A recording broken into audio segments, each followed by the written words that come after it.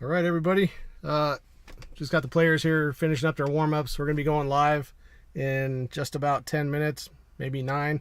So stick around, maybe share this, and this ought to be a good one. Come and check it out.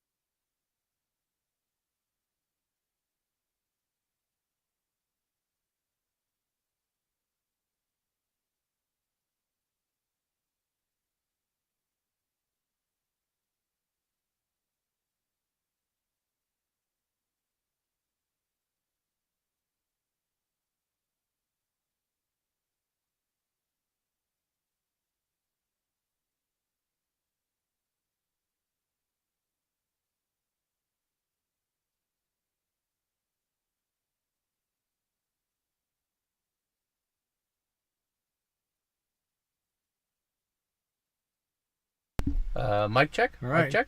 Test.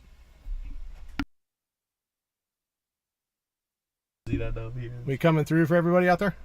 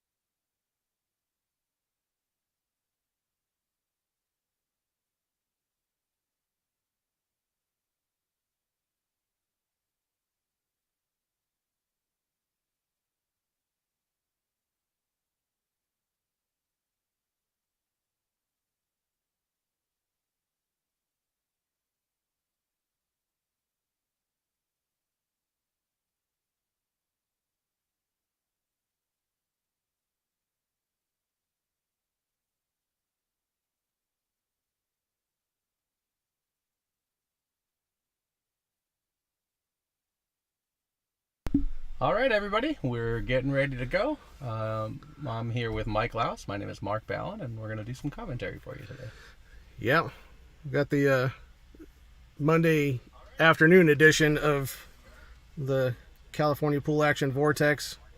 Good match here for us tonight. This is Skip NIKAKIS versus Chuck Jacques. Skip is out of Sacramento. Chuck is a local guy out of Orange County here. And they both are in the 670 range. 670. I think Chuck is a 676 and Skip is a 669 Fargo. Yep, that looks right. This should be a pretty competitive match here. Both these guys shoot fast. They're kind of gunslingers. Don't really love the safety games too much, so we should see. This should be kind of a barn burner. Already getting on the 2 seems kind of a problem. If you hit this, can you hold the 1 here? Try and get a cut on the 2. It looks to me like he's got a natural angle. If he plays the 1 up in the corner, his cue ball will fall over to the side rail. Just like that. Pretty good. Matt, you got bad information there, pal.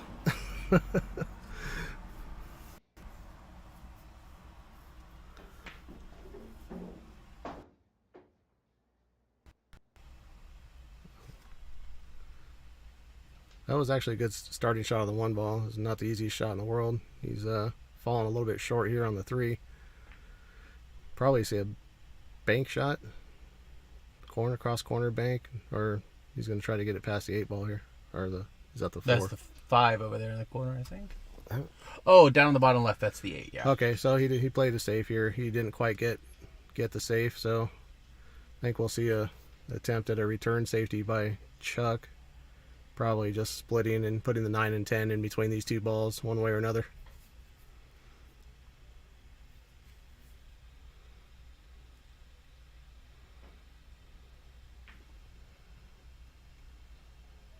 Looks like he's going to get there. It's a good shot.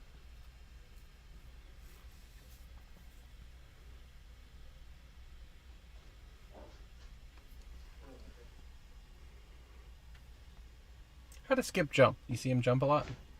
I haven't seen him. Actually, I haven't seen him play much recently.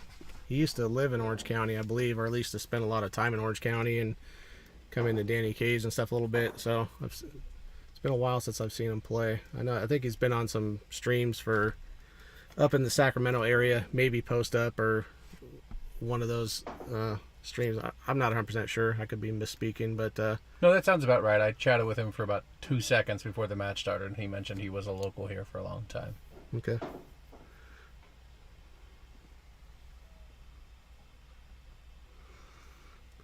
Got some Skip fans in the chat tonight. A couple of guys rooting for him. Good shot. The 9's a little bit tucked away from where the 8 is. I mean, it's going to take a little bit of thought to get on the 9 from here. Or from where the 8 ball is, I should say.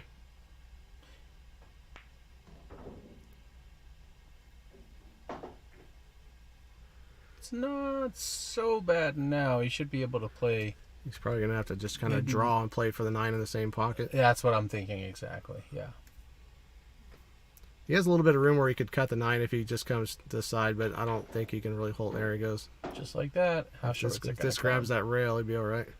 He's probably still okay. It's not ideal. He's going to have to probably go around the table here or try to rub the 10 going past or something like that. It's hard to tell if he's going to run into the 10. It looks like he might be able to avoid the 10 altogether, which would make this a little simpler.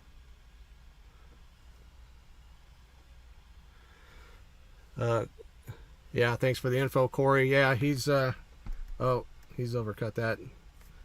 Yeah, he's definitely a tough player. And Jesse, this is at a private residence in South Orange County.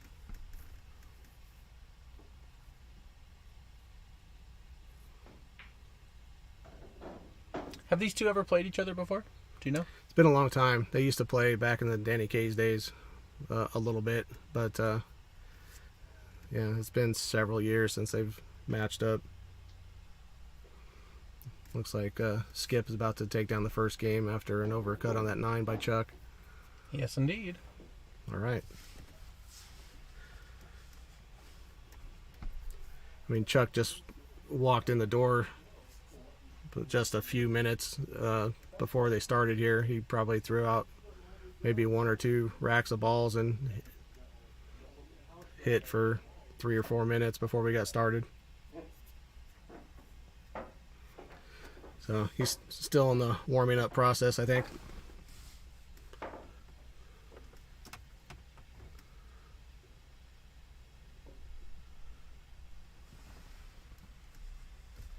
Oh, by the way, I just want to give the host a little bit of a shout out. Abe was able to get this organized and started from basically nothing. I think we heard this morning that this game wanted to happen, and he made it happen by this evening. So thanks for getting all that organized and making the table available.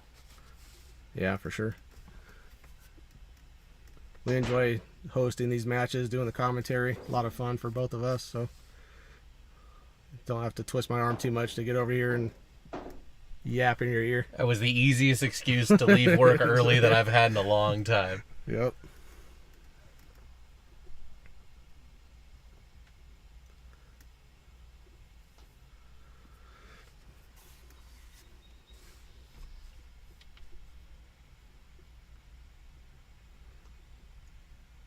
Okay, this will take a little bit of a stroke here from Skip, and he did it. Nice shot.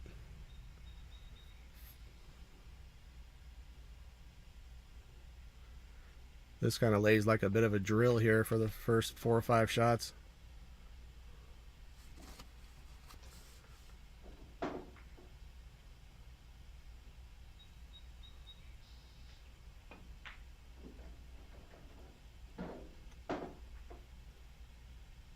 Caught that one a little bit heavy, but still went down.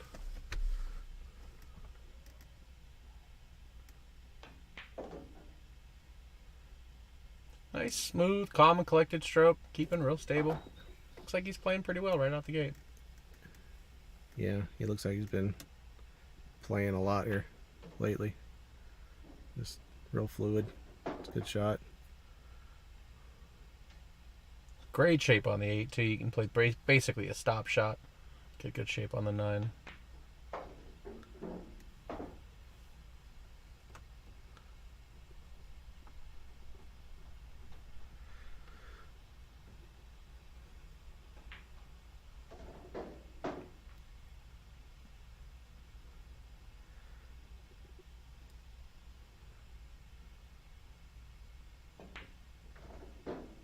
Okay. Yeah, Nice out. Nice out.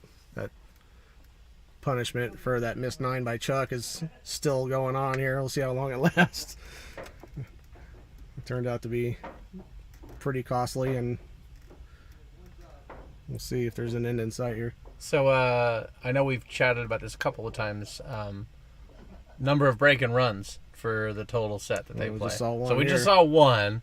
With players at about 600, my number's always been 2. With these guys being closer to 700, it's hard to say 3 or 4, but I'll go on the small side. I'll say I think we're only going to see about 3 break and runs between them on the whole set. Per set. Next set, maybe see some more, but got any predictions? I'll bet the over. You take over 3? Okay. Yeah, for sure. I think I would have to guess we'd see at least 5 between well, we're also going to be seeing 3 sets tonight, potentially. Each set, yeah. Yeah, so each set, yeah. Okay. Yeah, I still think 5 is a good jumping off point. Yeah, if you're able to share this and you get a chance, let the world know. This is going to be, as you can tell, we got a quality match coming up here.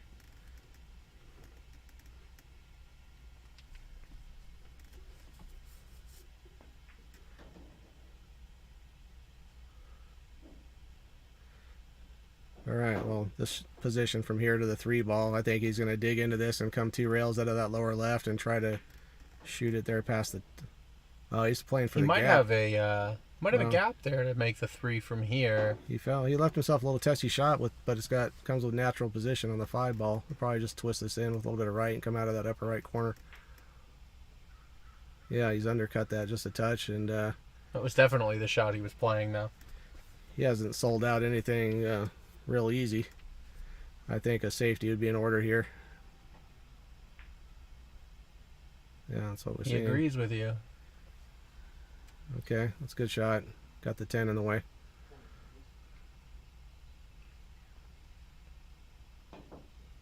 Not only that, but it looks like he missed it entirely. Did he cause a problem with that 8-9 now as well? For sure. It's hard to see if that 8 can actually get past the 10. This ought to help us. Maybe it does. Maybe it does.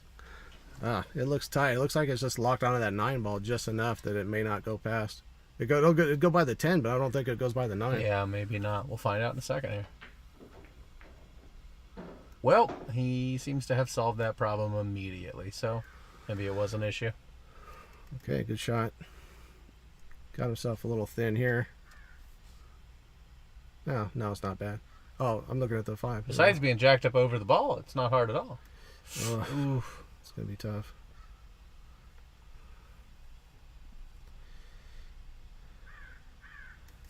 Okay, this isn't 100% natural to end up flat or close to this 5 ball. He's probably going to have to go into it. Yeah, so say if you clip the 5, the shot becomes hit significantly easier here. Hit that pretty good.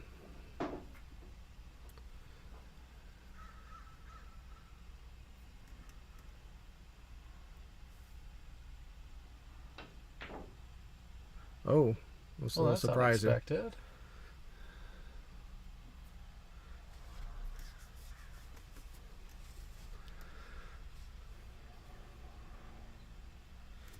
Well, this is a missable shot this early in the match, but you'd expect him to make it and end up with a reasonably good shot on the 8 ball from here, but it's still early times. Yeah, he's undercut that too.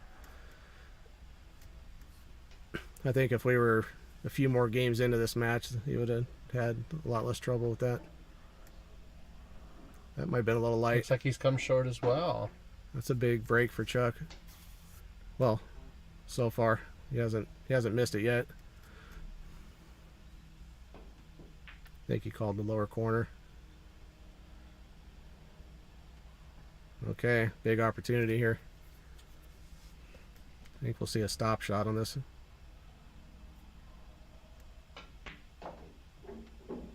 Perfect. Perfect.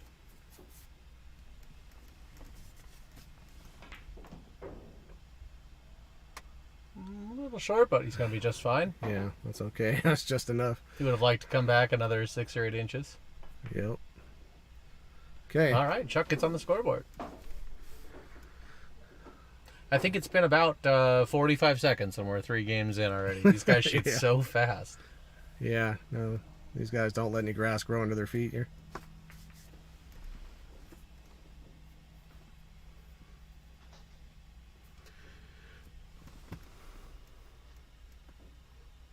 Oh, Mr. Cabal says he'll play him and Skip last 2 versus you race to 15. He's responding to a comment. It must be, I'm going to guess that's from Ross. Let's take a look here.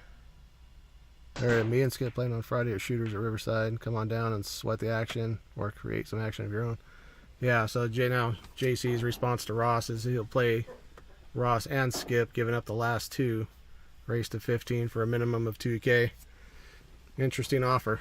Wonder if Skip will take him up on that, particularly if he walks away from here with half that stake.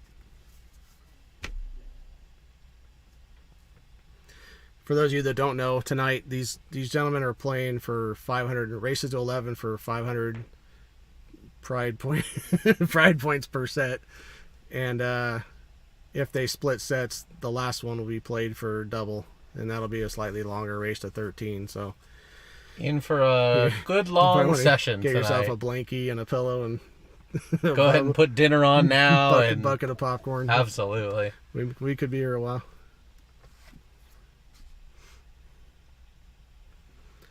I would expect to see a safety here, actually. Yeah, it looks like he's gone and tried to put it behind the 3. Okay, well, good speed. You'd love to look at it, but I think I like banking the one back to where the cue ball is and just laying that. He went the other way. As long as he gets something in the middle, he hasn't. He overran that. But still, didn't really sell out too much. 7's in the way of the bank here.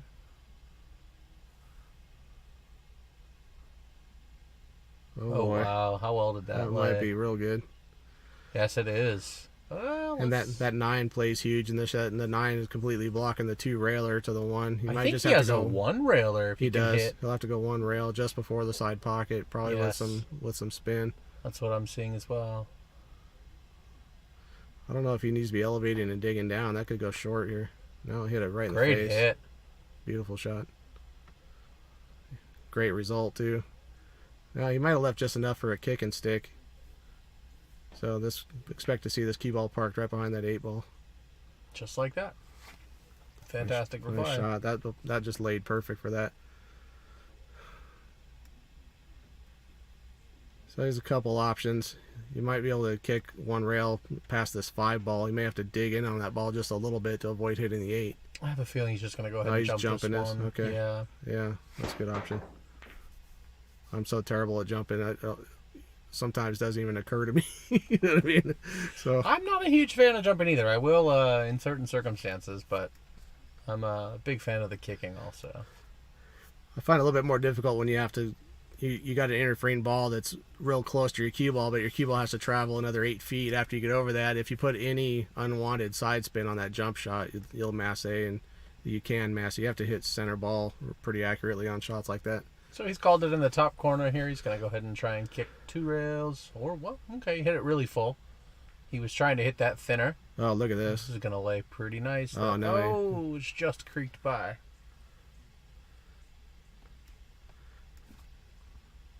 So looks like the back Skip's shirt's going to catch on fire from the rays coming through the garage door.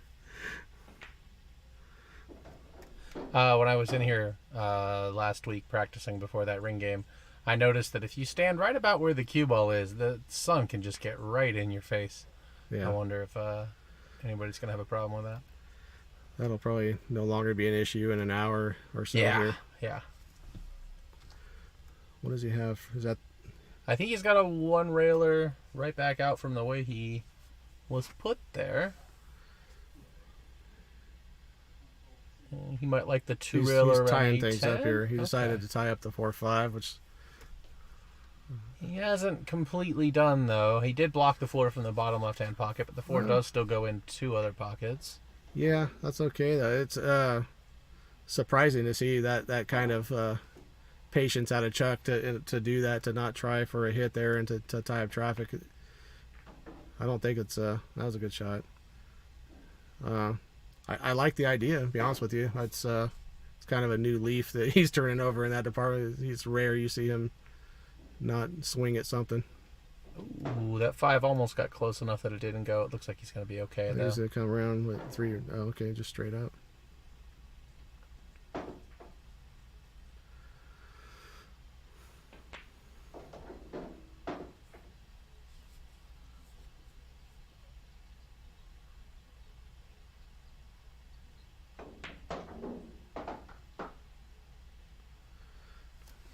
Like that nice looking cue. He's playing with the Predator. What is that? The SP2 Tuxedo, I think is what that would be called. I've never seen it before. Yeah, nice looking cue. I think Chuck's probably still playing with his Al Romero. His little Al, yeah.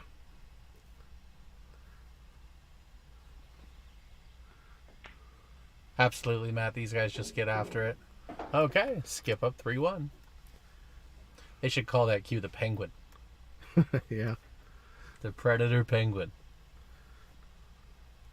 What's this break cue? Is that a BK Rush? The blue BK Rush, maybe? It looks like it might be. Hard to tell.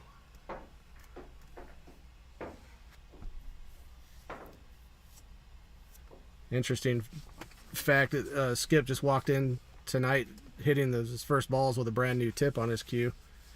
It's interesting, It's pretty bold. Have that kind of faith. Yeah, exactly. Yeah. So I think he said he's playing with a Zan soft. I guess it goes to show that if you have enough skill, those kinds of things don't bother you. It doesn't seem to be causing a problem at all. Yep.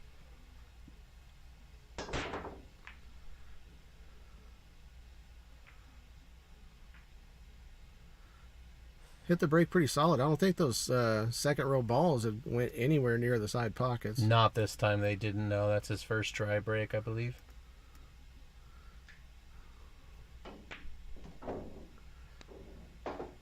Good shot. It's got shape on the 2. Yeah, it's going to work out okay. I don't see much for the 3 ball. I don't think the 3 passes the 5. The 3 has... He can't get away from the rail too far, I don't think. So you might have to draw back and play the 3 past the 10 or something like that. Oh, he just ripped it, and that's a good result. That's a good shot. Let's see how he gets to the 5. Probably go around the 10 ball here and get straight in the same pocket. Now he can rub the 5 if he wants to. Yeah, he might want to just run into this 5 to generate some clearance and still give himself a shot with a little draw here. Okay. Oh, okay. Clip Beautiful. The 9. He's going to get the same result.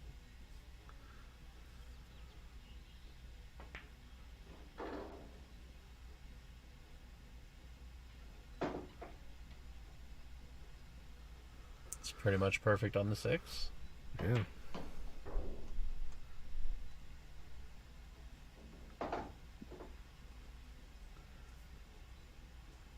Would expect to see him, if he's perfectly straight, just go ahead and draw 1 rail to get back out for the 8 here.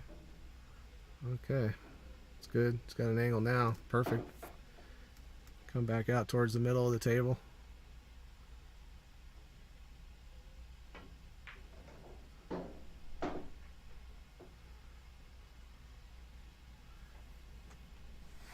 Once again, a little bit straight on this 9, so I would expect to see a 1 rail draw. I have to worry about the side pocket just a little bit, but he's done all right.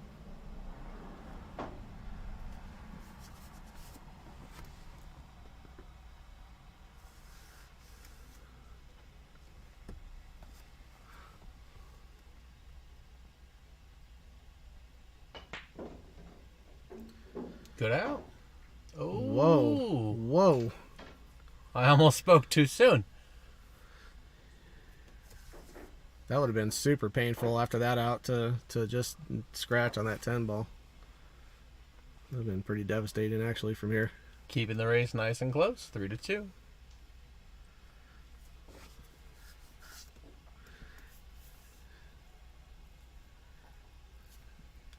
Yeah, Jason. Hopefully Ross will be able to put that down on video for you somewhere.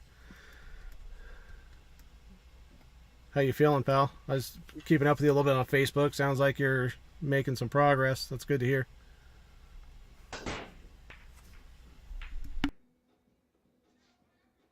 Is that dry?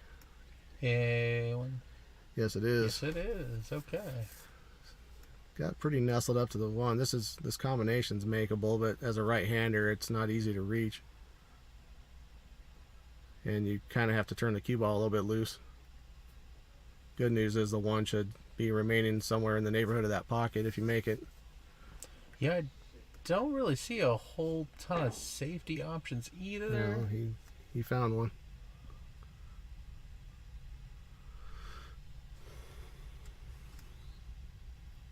Oh, looks like you might have him hooked here.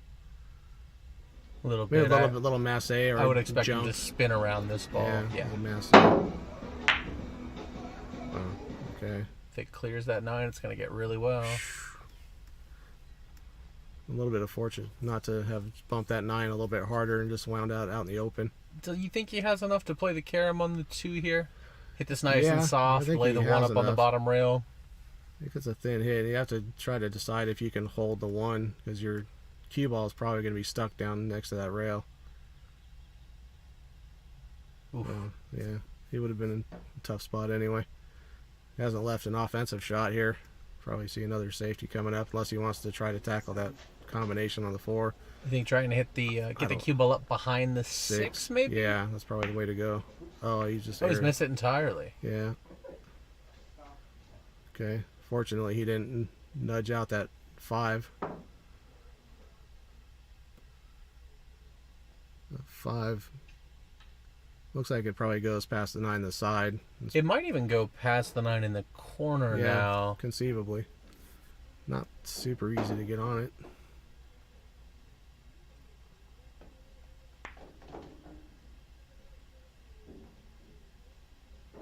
I wonder what the 9, there's no combination on the 9 on the side. No. I don't believe so, no. Oh, okay. Ooh, okay.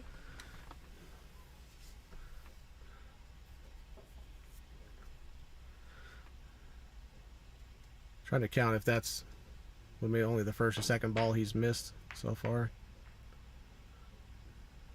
Maybe another fortunate roll there for Chuck. And he's tied up. The 4 may not even go past into the side now. Interesting. Let's take a look at that 4-8 from the other side and see what that looks like. No real option to make the 8 in the corner. It's looking like he has an edge of this ball. Okay. I didn't think he had the edge. Probably see a jump cue come out here. You think he can jump this with a little bit of draw and actually run into the 4-8 if he hits this hard enough? That's assuming he makes the 3 ball from here. That'd be a tall order.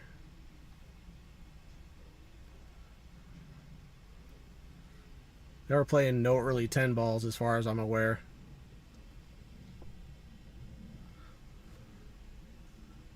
Just in case that 3-10 had lined up, you can use it to continue your run, but not to win the game.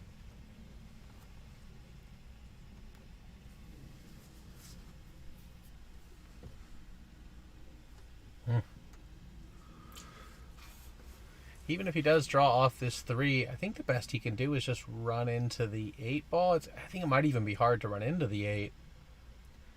It's hard to see how he's going to really get any shape. Okay. I think he played that as a safety here. It's a Looked that way, yeah. A savvy shot.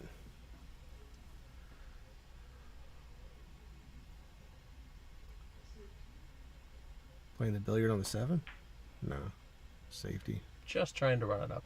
I'm liking seeing these safeties coming out of Chuck. This is yeah, good. I'm so used to him being incredibly aggressive. Right. I think he knows he can't afford to get away with too many errant shots here. Yeah, he's playing someone else who, like him, is an excellent shot maker. So anything he gives up is likely to become punished. Yeah, that first missed 9 was a good example. Came back down 2-0 after that or something like that. I guess it goes to show how little Chuck thinks of my game. Every time we play, he never plays a single safety. Plays wide open. No respect whatsoever. Rightfully so. Right. Well, if this is makeable,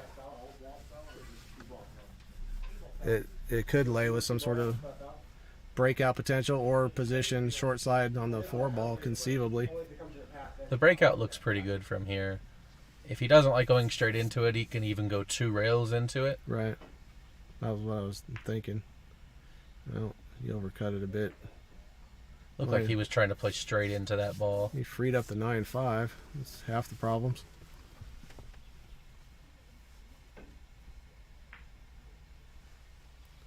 Oh, is he going to rub something here? Nope. Just got by it. Jump cue coming.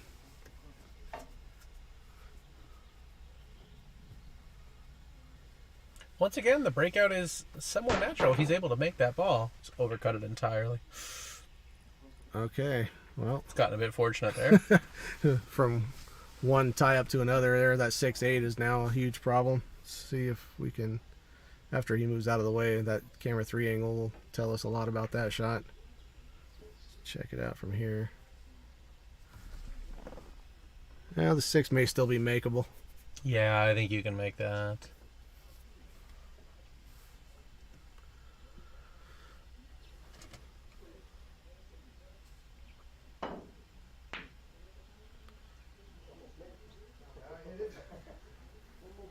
Wants that to come a little shorter.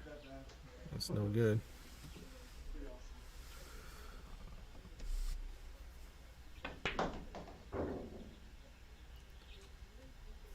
Pulled back, attempting to get on the correct side of the 4 ball. I don't know if he's gone quite far enough. Yeah, and he's a little bit too straight to try and get any kind of 3 rail action on this. He's going to have to load up with some inside, try and make it in the same pocket. Okay, he still might be able to miss the 8 ball here. If he can go between the 10 and, yeah. Okay. Oh, he's missed it. Looks like we might see yet another jump. This would be, what, 3 jumps in a row?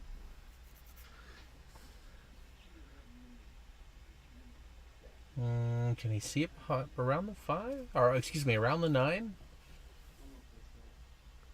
A little bit of spin, possibly. So he might be playing a rail first here. Yeah.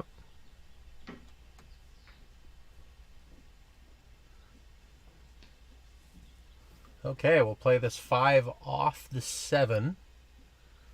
If it doesn't squeeze it, ooh, I think it squeezes through here. It might just squeeze through. If it with squeezes, with a reasonable angle to get position on the. He's gonna have to try and run up to the top rail. Which one's the 6? Is the 6 the one? The 6 is on the rail, right? Yes. Yeah. Okay. He's hit that a little You got pretty good. You might have to draw out and try to run into the 9 from here, hopefully without just. Oh, interesting. Okay. Good shot.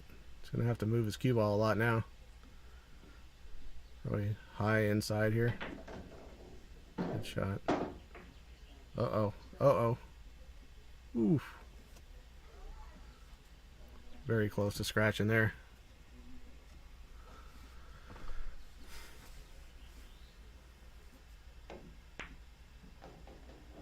And he's probably overrun that. Oh, it's going to come out. Get an extension or a bridge extension.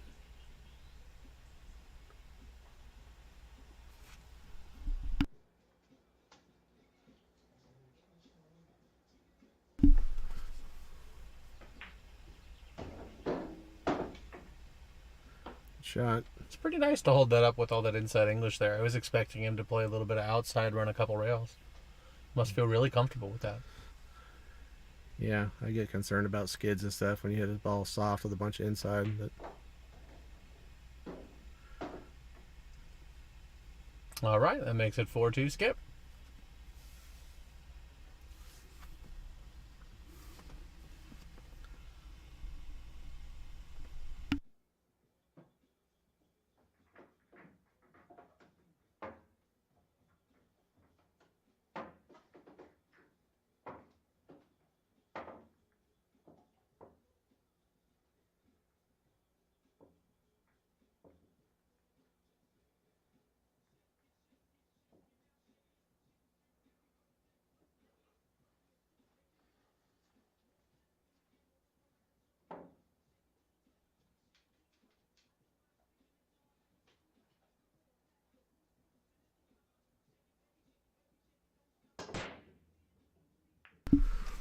okay.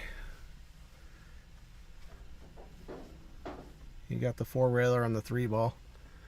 This 1 is a very testy shot already. He will get shape on the 2 if he pockets this 1, but very steep cut. Be a what's the word I'm looking for?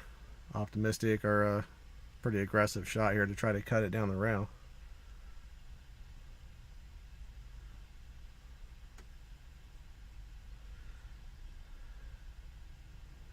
Might see Chuck take a stab at cutting this 1 in the corner.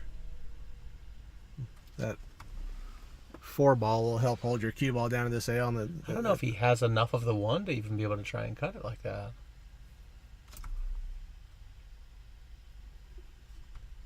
Sure. Good shot. He did. Made them both. Oh, if he hits that point, he's in great shape. That was a little bit of a roll. Yeah, I believe those are the Predator Arcos balls, yeah, they're the right? Arcos 2, I think.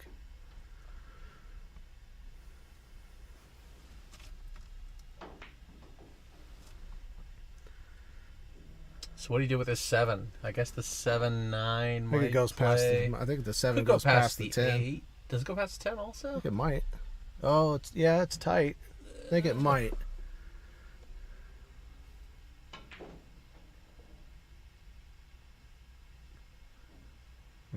Yeah, making it past the 8 and the side. Could also just try and play the bank here. Well, the 8 makes the side pocket pretty big from here. If you overcut this a little bit, I think you still make it.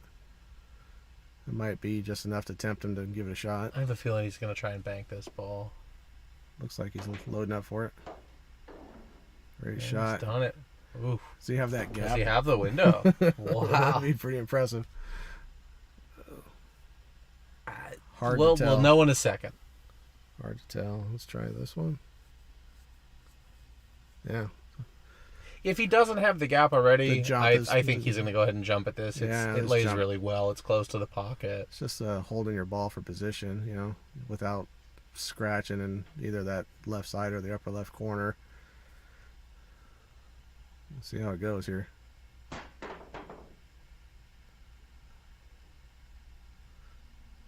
Oh no. No, it's so great. Overcut it. Yeah, this is stop here.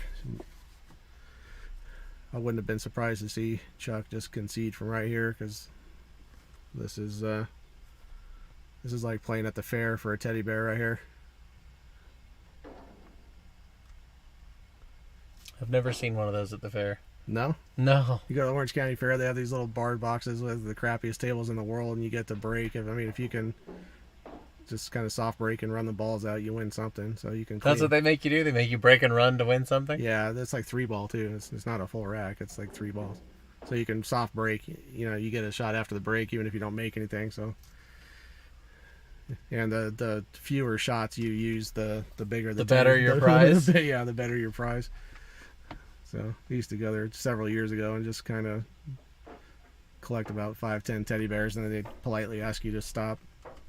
Excuse me, sir, you're cutting into my profits, exactly. And you're too good at this. Just leave. It's supposed to be a sucker bet.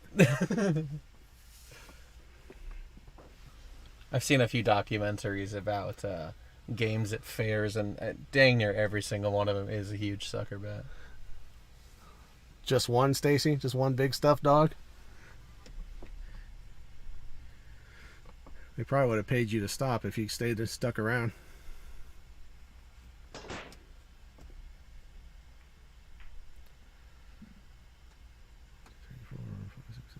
So he made something.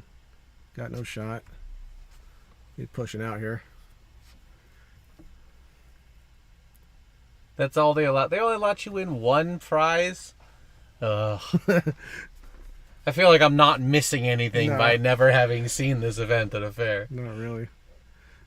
It's worth it though to stay off those rides that were put together by some of those people you see working there.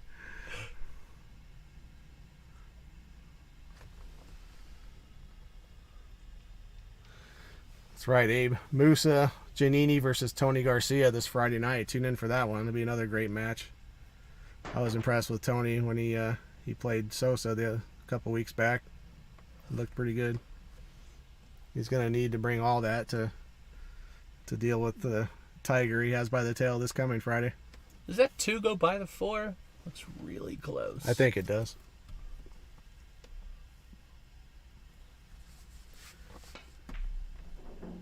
There's a potential billiard on the 4. If it doesn't, it lays pretty good. I think the billiard's gone now. Yeah, not from here, it doesn't.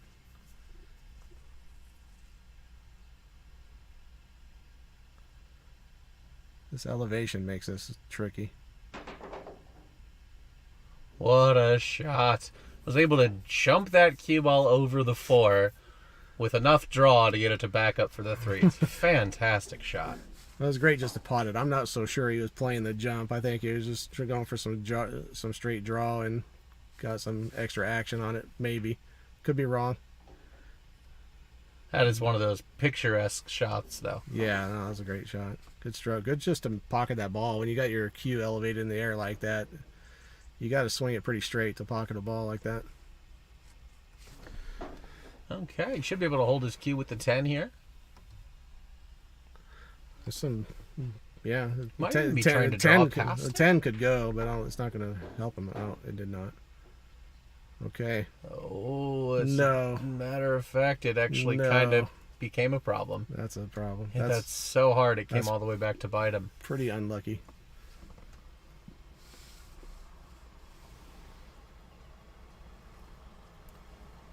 Oh yeah, Stacy, those the cues and the tables at that fair are absolutely garbage.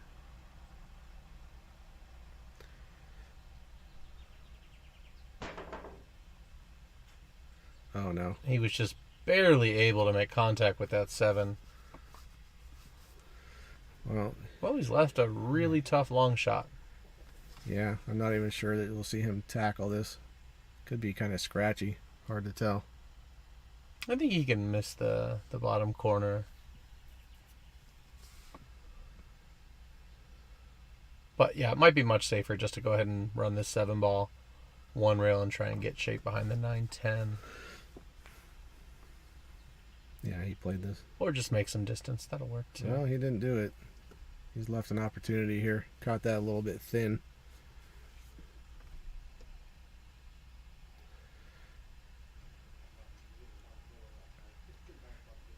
Just kind of hit this with some smooth draw. Come out of that 2 rails out of that bottom corner straight at the 10. You got to end up pretty flat on the 10 ball here to do something with the 9, because that 10 ball is very in the way. Oh no. Okay, well, he's gonna get second prize, I think. Looks like he's gotten safe behind the 10. Yes, he has. Definitely.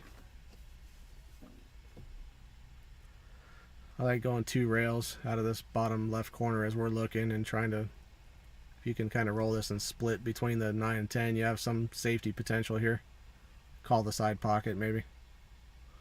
He might even be looking at the 1 railer here between the 9 and 10. He's going to have to check or the 3 railer. I mean, you really got a lot of options. Yeah, there's options. The one I was describing just comes with the most safety potential, I think. The 3 railer is kind of nice because he's looking at it now. The 2 rail. I think he's looking at the 2 railer. I don't know what he called, but yeah. Kind of hit it right in between the 2 and the 3 railer. A little bit, yeah.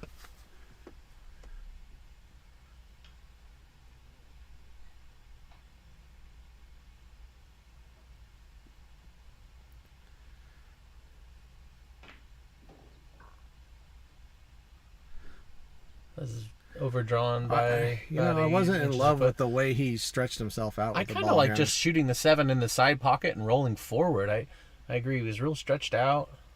Yeah, it's just awkward shooting position there with ball in hand. I think he could have taken a second and readjusted that. Okay. All right. It's going to work. Maybe.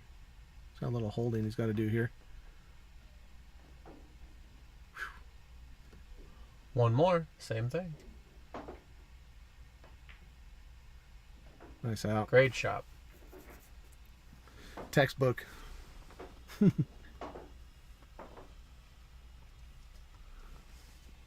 Yeah, Bart, you could have... was that for the kick shot we're talking about? You could have gone... I think so. You could have gone 2 rails a little bit slow and tried to just get contact. That's what I was imagining. That's probably what I would have tried.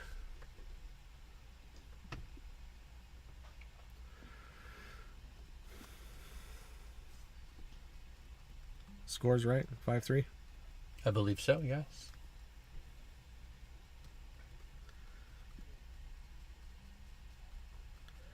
So we're at 8 games out of a potential 21. So it's going all right, making a good time, I guess.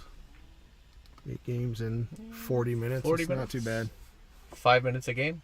That's pretty fast for 10 ball. A few of those games were about a minute and a half. A few other ones were a little longer, but.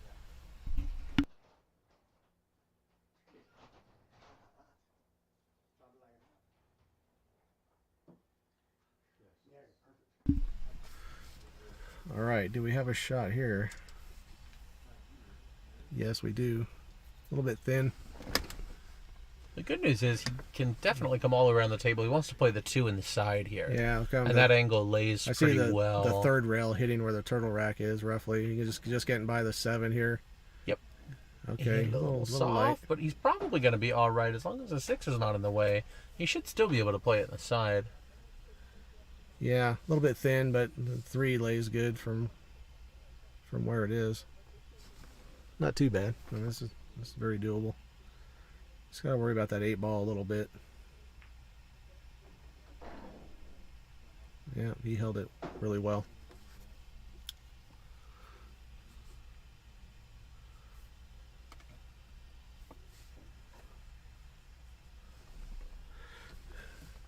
Maybe you just smooth draw this and try to go straight back at the 4, play it in the upper corner? Yeah, I like to just use 1 rail for this one with some draw. Just like that. Okay, he came back for the side. Kind of fell a little funny, maybe. He is going to have to drift towards the 7. He might just go ahead and hit this a little harder and use the space in between the 10 and the side pocket to come back out for the 5. I might see him rip into this and draw back between the 6-8 or the 8-9 maybe. I wouldn't be surprised if he has the angle I'm thinking he does. He might be really tearing into this and maybe either going into the 9 or now he just decided to take a... Just make it and take the tough one on the 5, yeah. Okay. And he's going to want to go probably 2 rails and put it roughly where the cue ball is now. Okay, well... That's going to be a little too close for comfort. Yeah, that didn't go well. It was a good shot just to pocket that ball. It was a nice shot, but that was a little bit tough to control. It's even a little tough to generate any kind of distance. Did he hit it at all? I think so. He must have, with it being that close. We just couldn't see it move. I think he's got a... He might have left a shot on the side here. It's close. It's a little tight. You might see a jump cue come out here because this is such a touchy shot. He just has to get over a sliver of this ball.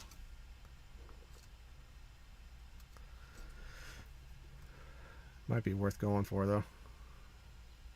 He might also just be trying to play safe, bring the cue ball up near the 10 and put it behind the 9.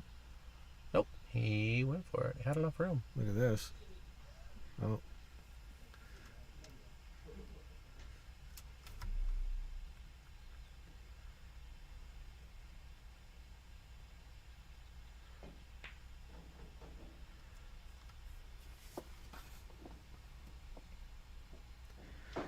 Skip seems to have kind of adjusted to the speed of the table slightly. Yeah, and he's getting more open looks, but he seems to have the better cue ball at the moment.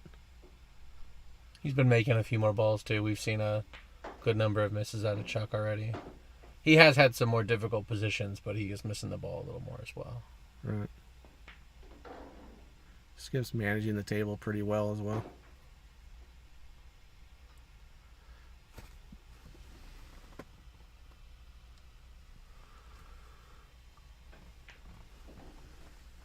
Okay. 6-3 Skip.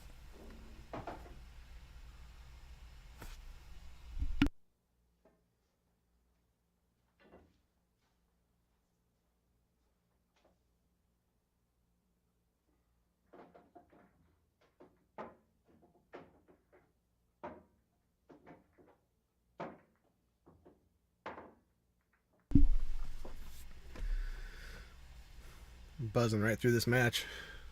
Yeah, I was just commenting to Mike a second ago. If this pace keeps up, we'll be done, I don't know, 10:30, 11:30, something like that. All 3 sets will be out of here. These two gentlemen are the pool equivalent of a microwave oven. You can get all your pull in for the night in 3 hours. You know, I heard a funny story about the invention of the microwave. The engineer that invented it was doing some work with radio waves, and he realized that the chocolate bar in his coat pocket was melting when he was working on this stuff. And I was working at Raytheon at the time, I believe, and he ended up discovering what exactly that radiation was doing. And when I read that story, I was kind of shocked, thinking, that guy was just around so much of this radiation. He was melting stuff that he was wearing. Can you imagine how sick the guy must have ended up getting later in his life? I was just going to say, a little fun fact, he died 2 weeks later. But yeah, fun little quip about how the microwave came about. One of the accidental inventions, like Viagra. I don't know if that one was so accidental, was it? Yeah, it was a heart medication. Opened the blood vessels in the heart, and it turned out to have It opened a lot more blood vessels than they were expecting. Air quote bonus side effects. I didn't know that about Viagra. Pun intended. Yeah, it's funny when you look at the list of things that have been accidentally invented by people over the years.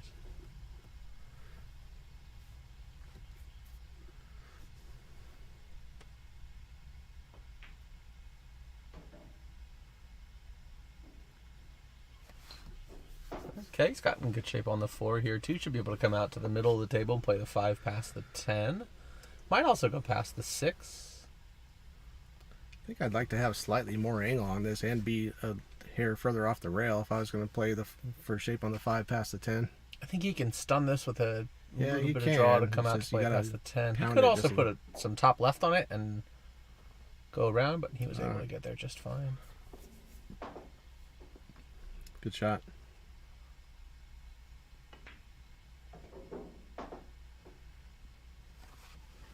Thanks, Matt. Appreciate it. I don't know what he's talking about. You haven't said anything that made me laugh all night. Yeah, I know. I get that a lot. I think it was the microwave thing, I'm guessing. Or maybe, yeah. Who knows? What are you doing in there, Abe? This is falling a little bit out of line, too. Is he banking this? Oh, that's hard. I hope not. No, he's not. This is a little bit funny.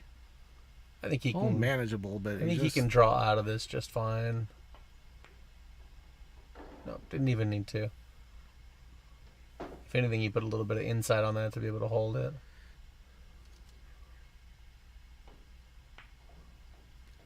You just don't want to be making 4 and 5 trick shots in a row to get out every... Yeah, I figured, Matt. Thank you. We need to invent like an international symbol for sarcasm over text. Do you ever text, know how just it never works when you're having any kind of text conversation? Anybody in the chat got some ideas? What could the symbol for sarcasm be? Just maybe cool story, something like that. just preface it just with cool story. Universal like STFU joke. Maybe.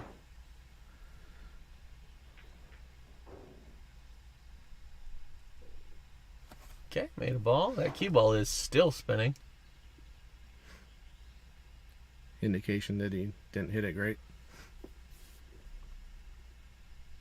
That one might not go past the 7 at all. Sure looks like it doesn't. Oh.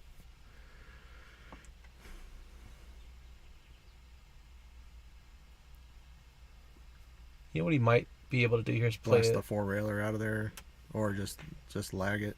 Yeah, that's a good shot. I like use that cluster. That's really good.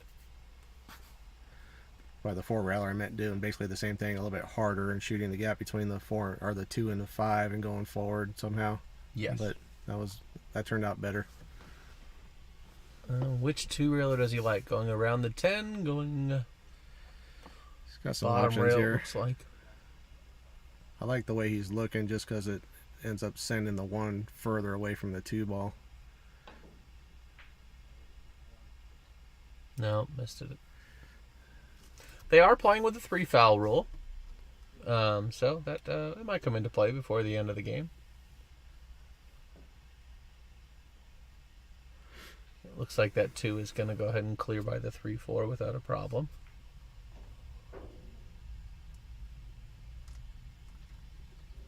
And if so, he should be playing the 3 in the side from here, I would imagine. Maybe. He can draw it over to the rail about where he is, and he is... Oh, yeah. 50-yard line. No, he's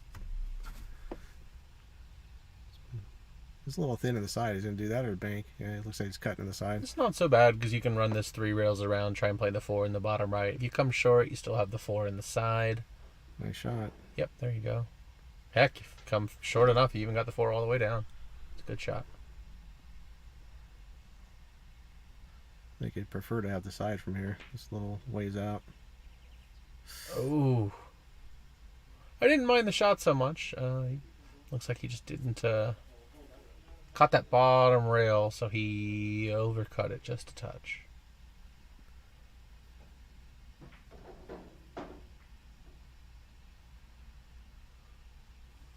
Well, this is quite short. This is going to be tough either way. I just go high ball, try 2 rails, back out to the middle, like this. Nice, perfect. I just kind of stun with right English and hit the side rail and go straight back to the 8, or just draw straight at it. Perfect. See, his cue ball is just a little tidier right at the moment than we're seeing from Chuck. I mean, Chuck's probably never been famous for his precision cue ball control, but definitely a little more known his way out for of trouble. his shot making ability. Yeah.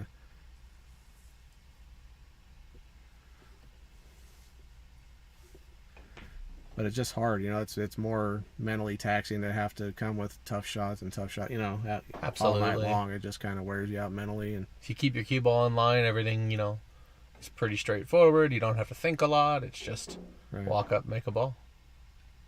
A lot less. That's what all of us strive for, right? Is keep your cue ball in line. Yeah, a lot less stress.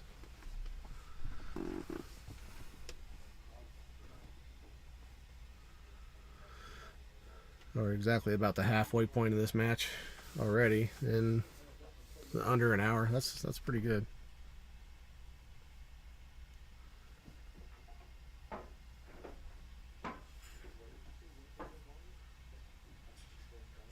We've narrowed the time per rack down to just about 4 minutes.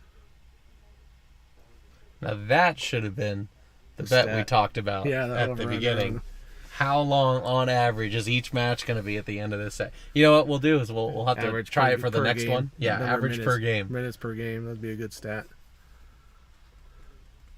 Might even be able to separate it by player if someone wants to keep that stat. Abe. Jeff, this is in South Orange County.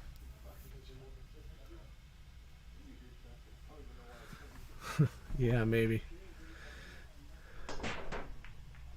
Wow, that ball almost launched straight off the table. He ended up scratching anyways, but that was pretty close. I'd venture to guess he might prefer a boring win over an exciting loss, though.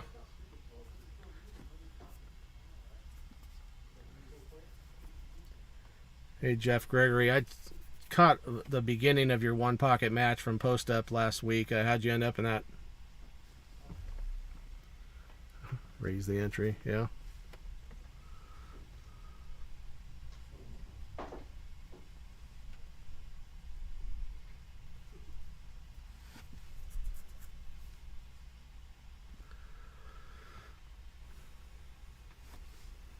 I got lucky, yeah. That's what they always say.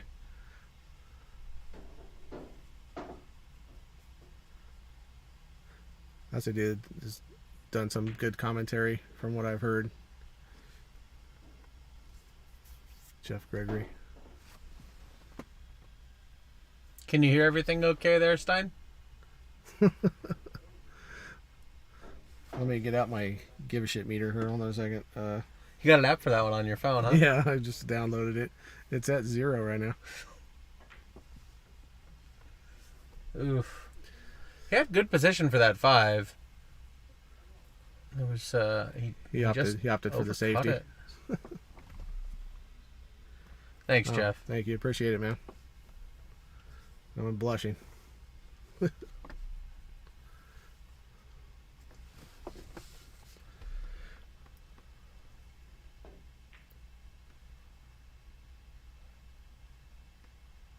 Well, he's created a lot of distance, but this ball does still cut. It's just not easy when you're 8.5 feet away and on the rail. Let me just bank this up towards the 10. Okay.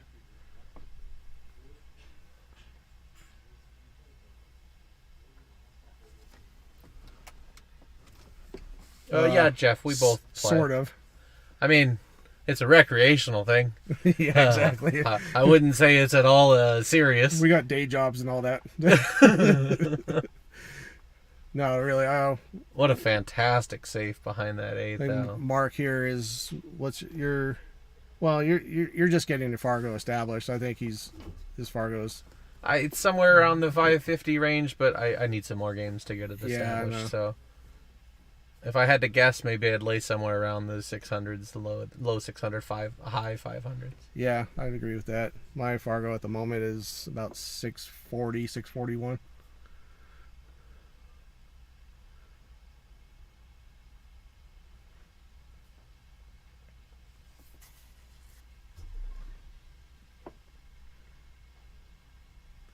Well, he's really eliminated a lot of the options here. Is he going to go ahead and just try and make a short jump at this?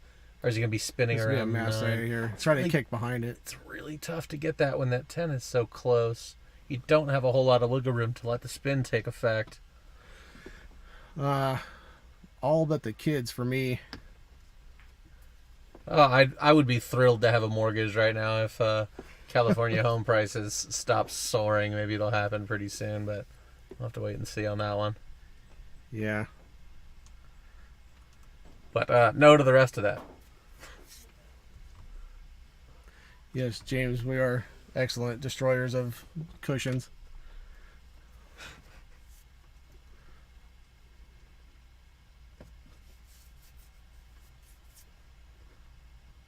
Oh, I just realized you put full-time. Yeah, I do have a full-time job. Not no to the rest of that, but no kids.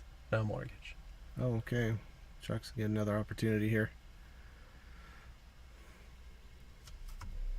This is a much-needed one, too. Probably going to see rail first and get 2 rails back out for the 8, just like that. Oh, he cut that slightly thinner than I think he was trying to, but that worked out real good. That's perfect. Go forward 2 rails straight up the 9, I think. Oh, yeah. Oh, I thought, okay. I was talking more about that wind. I see.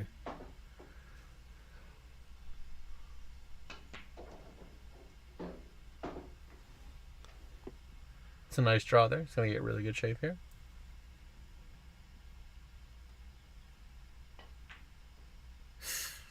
You know, I was even going to say that on that shot, you could tell he kind of started with some high English and then without standing up, like readjusted and ended up putting some low English on that ball. These pockets are 4 1/4 inches.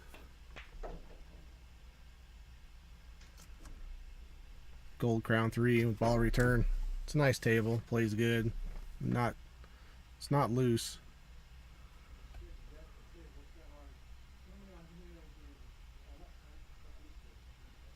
That was costly. Yeah, very much so. I would have really liked to see him stand up again and re-prepare on that ball once he changed his mind after getting down on it. Yeah, it's pretty snug.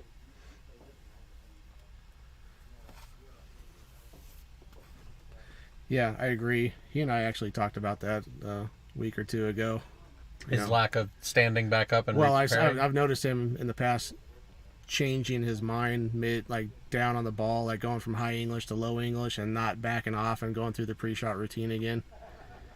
And he does have a pre-shot routine. It's fast, but if you watch, he does have one. I mean, but I just believe that you should do all your deciding while you're standing and absolutely all your shooting while you're down and not mix the 2 up. Okay, he was able to make the second ball in the bottom pocket this time, so wow, what did he end up making? 3. 1, 2, 3, 4. Oh, just made 2 balls. If he can hold this ball, he's got a great opportunity. Oh yeah, no problem. So it looks like he's shooting the 5 next. Should be able to drop past this 6, kind of back to where he is now, maybe a little more. He's able to nudge the 6. Abe is saying that Chuck was down on that 10 ball, or on the cue ball before it stopped moving to shoot the 10. And I mean, you can't really get your feet set properly if you're getting down on the ball before it's in its final resting place. You know what I'm saying? Like, it's just little stuff like that. I mean, he's got a lot of firepower, he shoots real straight, but sometimes probably a little too quick.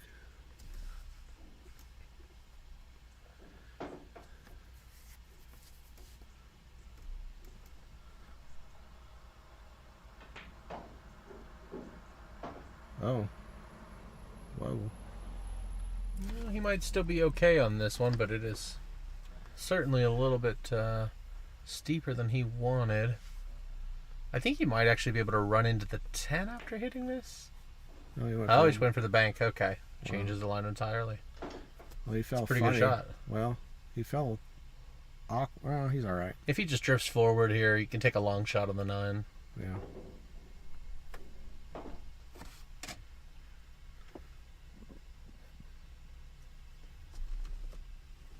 Hey, Chuck. There's Chuck himself saying he's ready to exactly. go. I think that means that Chuck is now warmed up. It's go time. Good. That's the spirit now. Get out of the chat and get to work. This fell funny here. What we got? Oh, this is trouble. Probably gonna just be forced to try this cross-side bank. I mean, I don't, unless you like a safety of some sort from here. You could try to just thin this and lag your cue ball to the end rail and dare him, but that's still not a hard enough shot. If you can't get this 10 ball to a rail, you might just have to try to make it someplace. Yeah, he's definitely lining up the cross side. There's just not a whole lot of choices here. I mean, he has to respect Chuck's firepower, and if he gives him any kind of shot, yeah, Matt, Chuck is pulling to you, and the score is reflecting how good of an idea that is. He's decided against it. What's he going to try and just give him a bunch of distance, huh? It's a good shot. It works. Yeah, absolutely. Yeah, so sometimes you just have to take your medicine and dare your guy to... Chuck's #1 fan is in the chat. Oh, wow. I like that shot a lot. Yeah. I don't know. I think I like going for it. Because, you could... Oh, he's playing the kick and stick behind this. Interesting choice here. He caught it going in and out. So, yeah, Chuck will just chop this in the side, I think. He could shoot it all the way down as well. He could, but it's laying pretty good for the side, too, I think.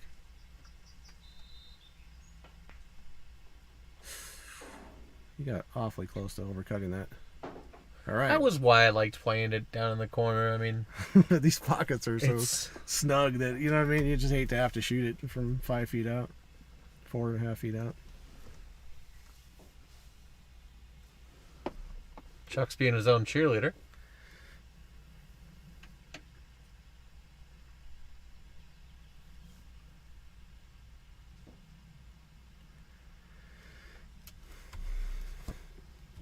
I can't tell you how much of a good idea I don't think that is to be involved in the chat while you're in the middle of a match, but that's just me. I heard something kind of interesting recently that when you're looking at your phone with how lit it is and how close it is to your face, that it can take a number of minutes to adjust back to the lighting of the table after you look at your phone. So if not for the mental distraction, there might even be, some physical ramifications it's worse for me because I have to use my readers to even see my phone if I'm so that just jacks things all kinds. Yeah. I mean, I don't know about you, but every time I walk into a pool room, at least 15 or so minutes before my eyes have settled and adjusted to the lighting and then any kind of the reflections on the balls. So right.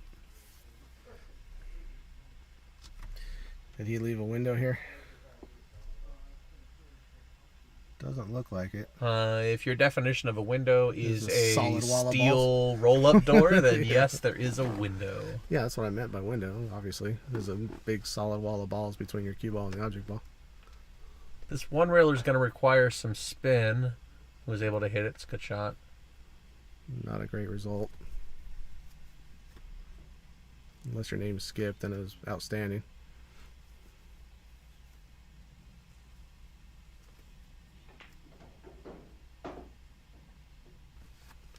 Well, fell a bit thin on this. He's going to have to go back and forth, I think, unless he's Efren with the kill shot. Yeah, the back and forth is the way I like to play that also. For sure. Almost everybody would have to. Efren just hit that with some low outside stun kill, drag draw, and you know what I mean? And just stop his ball, cut it in and stop his ball some miraculous way. His cue is so magical. He actually hits it with 2 separate tips at the same time, and it does all kinds of funny things. You don't even call it a cue. It's just a wand. Just an oversized wand.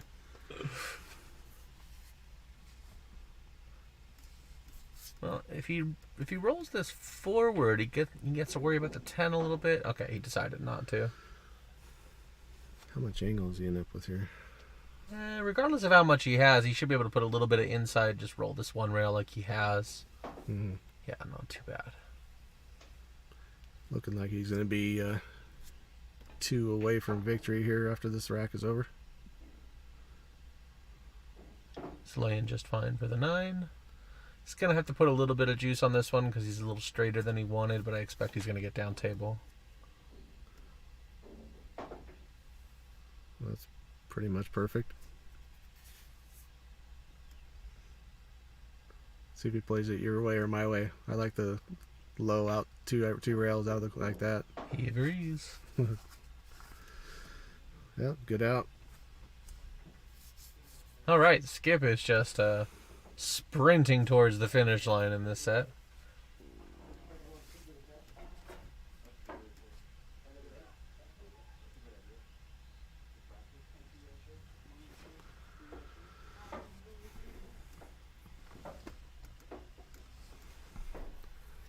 Still one break and run. Teetering on the cusp of 50 viewers. Let's do Hold one on. more share push here, and then oh, you're gonna log in. Let me go ahead and watch the stream on my phone just so we can get to 50 people here. Oh. And as soon as I say that, now there go the So you numbers. chased them all off. Good job, Mark. But yeah, please, guys, if you got the chance, spread this around, get some more people to come and watch this. The more people we get, the more likely we are to get more people coming on the stream and playing more matches. We're just about 1/100th of the way to Mark's goal of 5,000 people. Yeah, 5,000 viewers. I've been saying that since day one. We're gonna get 5,000 people. It's never gonna come true, but I'm sticking to it. That is a lofty goal, being that I was lucky enough to be asked to do some commentary in the finals of the last Swanee in Vegas, and they had about 1,000 viewers, and that was Oscar Dominguez and Ruben Bautista Escalara. Don't kill my dreams, Mike. Oh, sorry.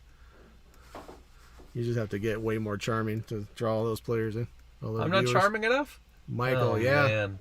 Yep, special Monday afternoon edition of Kappa Vortex. Okay, he looks like he's going to be all right there. It was very, very close to getting behind this 7. He's going to have to go with the 6-9 combination. Yeah, plays pretty good, though. I mean, should be able to hold the 6 just fine, too. It's not going to squirt out on him in a funny direction or anything.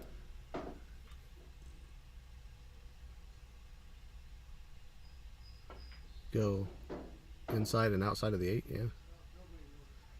Good speed. Yeah, that's going to lay about perfect.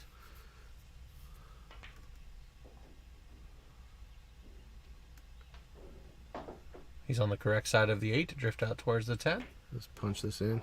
Okay. Oh, he decided to draw back. Okay, that'll work. I thought for sure he was going to roll forward for that one. Decided not to waste all that time with practice strokes on the 10 ball.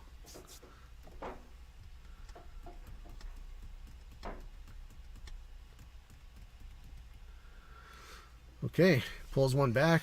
Still got action. Keeping it close.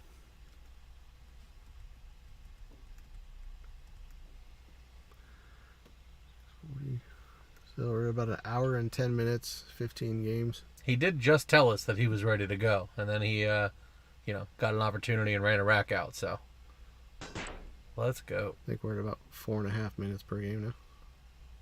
I love that stat for these two players. Roughly. It's so cool. Yeah. A lot of people I don't care, but with these two guys, it's a very exciting number. Please don't double check my math because I was just gonna wait till the entire set finished and then do it all at once. We started at right about 5:30 on the nose, right? 15 games in 70 minutes, so 60 minutes would have been 4 games. I have a calculator right Or here 4 minutes per if you'd like to just use it. 75 divided by 15 is 5, right? So it's got to be right around 4.5, yeah. He said 14 games. 15 games in 70 minutes.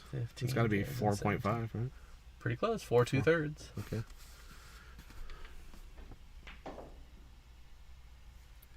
Michael's, Danny's does still have tournaments. Yes, they run them on Thursday, Saturday, and Sunday right now. Mm-hmm.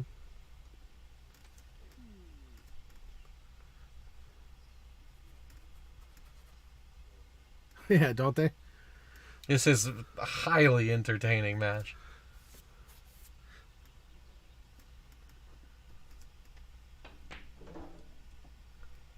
It's a pretty great shot right there.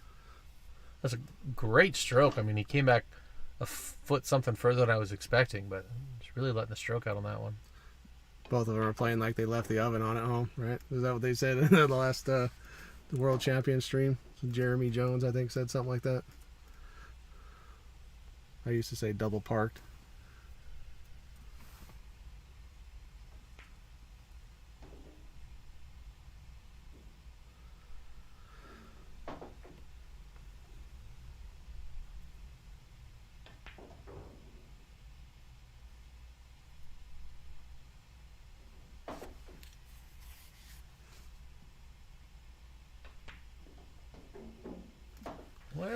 it's a little steeper than he would have liked. I still like him to make it here, but... Oh, man. He's on the hill. Oh! Wow. Got him! I got him! Neither one of us saw it coming. I got him.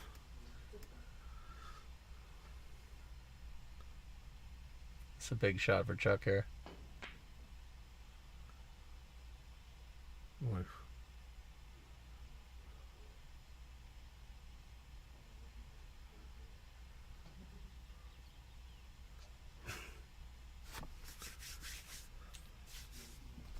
Go ahead and try and get him again. No. Can't do it, huh? Oh my goodness. Well, wow. Wow. That one wasn't my fault.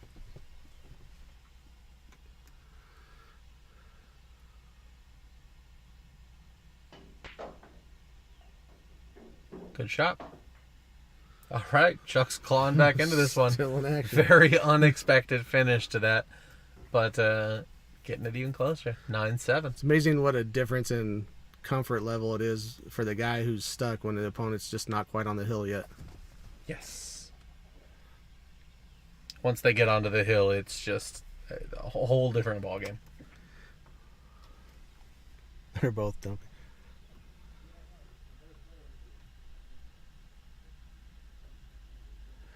Michael Castillo is advertising a tournament. If he forgot to mention it, that's going to be at Aloha Billiards in Buena Park, I believe it is. Yes, off the 91 and Beach. It's at... no, not the 91 and Beach. 91 and Knott, I think. Orangethorpe and Knott. Golden West. Yeah, Knott. Yeah, it's not, actually.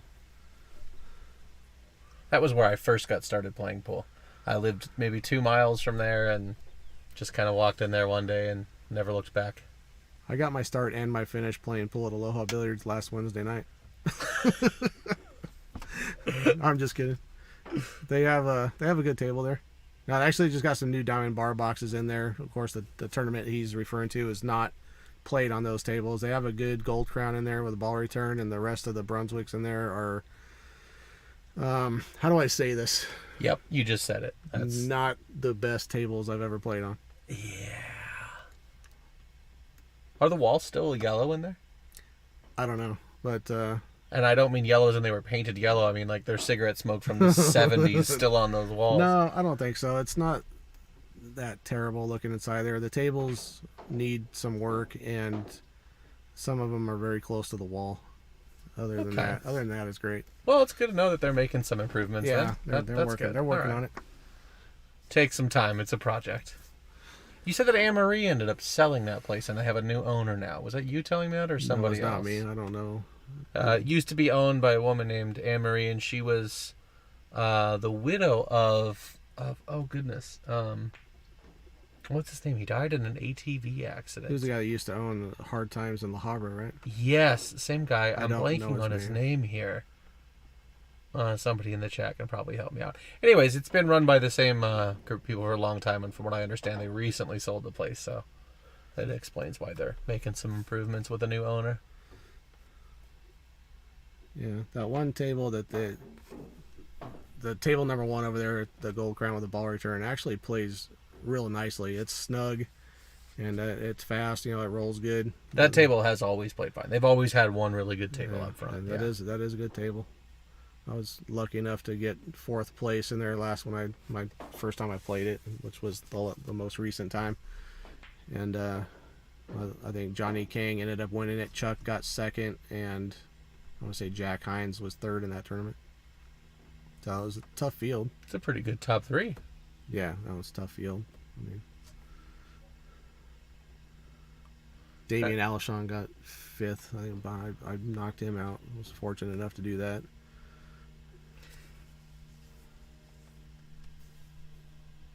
Usually if you're beating him, it's a little more than fortunate, but yeah, all those guys are super tough at the top there. I was pretty happy with the way I played in that tournament. That's another shot Chuck is kind of known for, shooting those behind his back. He does that much more often than I would expect, more than anybody else I ever see, and he does them pretty well. This shot here is pretty important. Oh, my.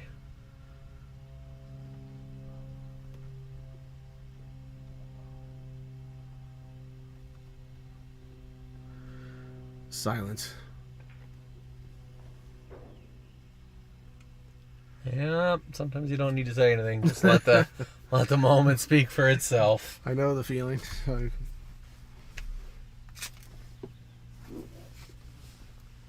All right. Skip gets to the hill. 10-7.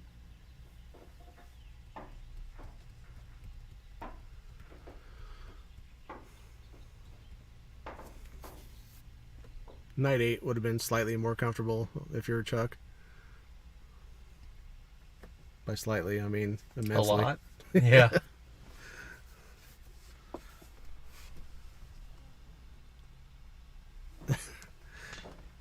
Yeah, Jeff, that's one way to put it.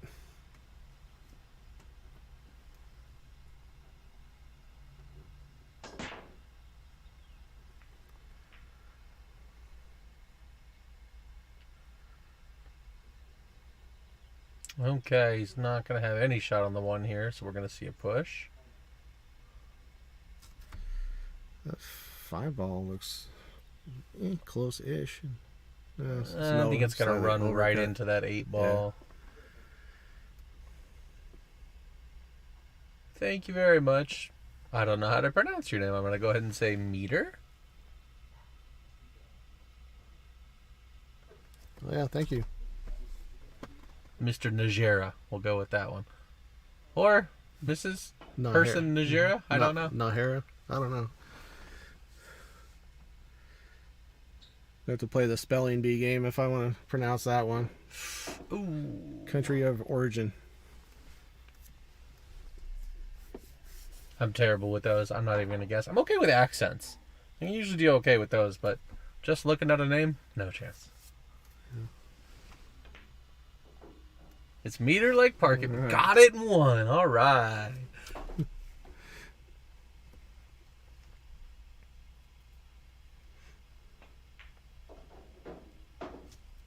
What are you going to do with this 4? I mean, you can try and get your cue ball back between the 10-7 gap somewhere along that line. Yeah. Looks like that's what he was going for. He's just come real short. He might just play the bank here, too. The bank shot. Yeah, he just called the bank. He can kill this. And okay. Just hit that short. Safety good. It's a very fortunate roll.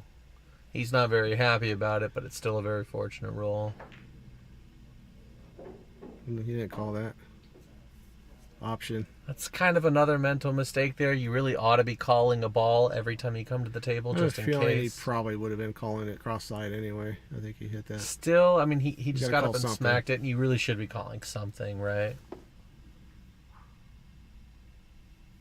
Well, that was a pretty clever attempt to try and get that back there.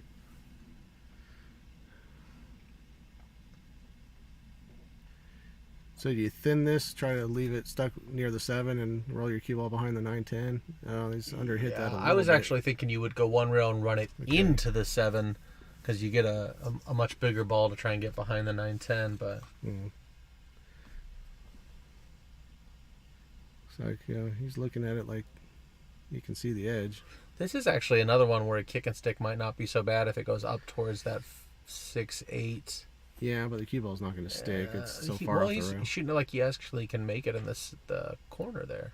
Oh, wow, he had enough to even make it in the side. I never would have guessed he had that much. Yeah, if anything, I would think he could shoot it all the way up table. But another pretty good result because I don't think this passes the 6. Definitely does not. Look at this shot. That's very well done. What a crafty shot that was. Comes a jump cue. Unless he can see it. I don't know if there's... Look at this. Wow. He might just have left him right in the window. Maybe. If not, the jump is much easier. He might just be playing... Yeah, I was going to say, playing the safe, run at one rail. Okay. Here's an opportunity. Chuck's absolutely got a chance here.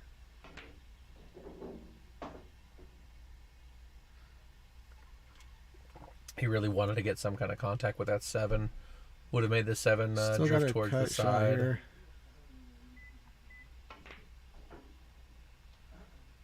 Watch out, Eagle. Good shot. There you go. Sort of. Look at this. He fell pretty flat on this ball. He's going to have to draw back for an 8 inside. Flat's not so bad, though, with how that 8 lays. Try this one. Holy. It's kind of 50-yard line here. This is a tough one.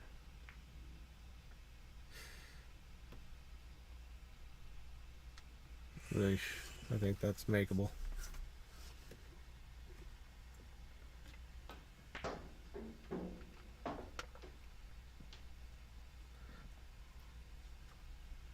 This is pretty similar to that one Chuck had last. All right, folks. Looks like Skip's going to take the first set. So we will be playing another one here. Don't go anywhere. They may or may not take a quick break between this. But there's the coin. Wasting no time. No break. So, let's see. We went from 5:30 to 6:53. So an hour 23. And they played 18 games. That's 83 divided by 18. That looks about right. Let's clear this out. Well, 18 times 4 is 72. 4.6 minutes roughly per game. All right, so the question, over or under 4.6 minutes for this next set? I'm going to go over. Yeah, I like the over too, damn you. So, I feel like they're going to slow down, if anything. Right. However, last set, 1 break and run the whole set. And I still like my number of 3. You were taking the over there. So now, what do you like? I'm still calling 3. You like the over, you like the under? I think you're going to land right on it. Okay, you're going to go with me and say 3. Okay, fair enough.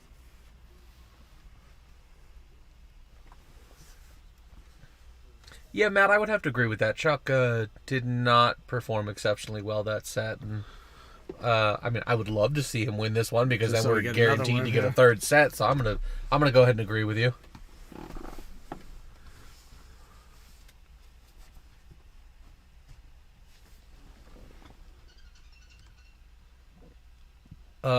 Musa apparently does not agree with you though, Matt, and would like you to put your money where your mouth is. Or your pride. Excuse me. That's what we're calling this, right? Yeah. He says you need to back your pride up with some credits, something of value. I can't even change camera angles with these guys. By the time the camera swaps, the shot's already over. I'm just trying to get a better view, and they won't let me. Musa would like to bet some knit coin on. You know, that's something I've always wondered. I've never been able to play with a hat on. I have to turn it backwards. Yeah. I know a few guys that play with it forward. Skip's got to be one of the notable ones. Can you do that? I can't get away with it. It bugs me. Maybe it's like blinders on a horse where you block out all the other things that you would be seeing. Maybe. And you just do nothing but focus on the ball. Maybe that's the idea behind it. Mr. Gregory, you're not fooling anybody. We know you and Skip are not strangers. The guy with the hat, that's funny. Pretty sure the same homeroom.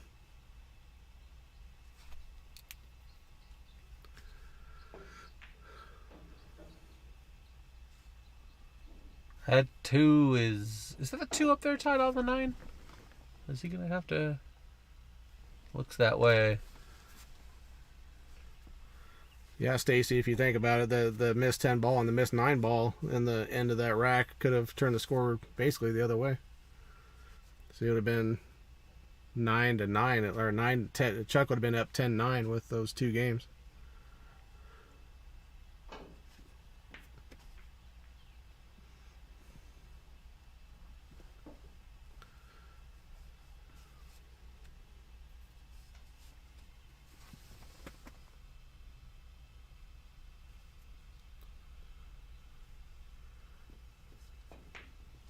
Oh, Abe is actually saying that. Oh, was it 1.5 hours? Did we not get started at 5? I thought we started real close to 5:30. I think we did. In that case, I had about an hour 53 minutes roughly. Could have been 45. Close enough. I'm not gonna redo it. It was roughly 4 2/3. We're betting the over/under here. Well, I didn't hear any bets. I'm just being friendly with the numbers. Well, if we went over 4.61, we're definitely going over 4.4 or whatever that would have turned it into. Yeah. Absolutely. Although we do know we started this one at about, let's call it 6:55, because it took them, well, maybe not, 6:54 even. Because it only took them a minute to flip that coin and start over. No, it was 3, because that last one ended at 6:53. So let's go. Yeah, we'll go with 6:54. Yeah. So.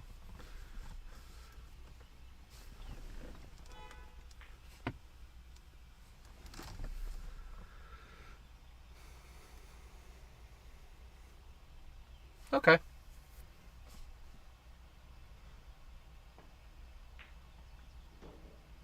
Nice shot. This 4-5 is probably going to go.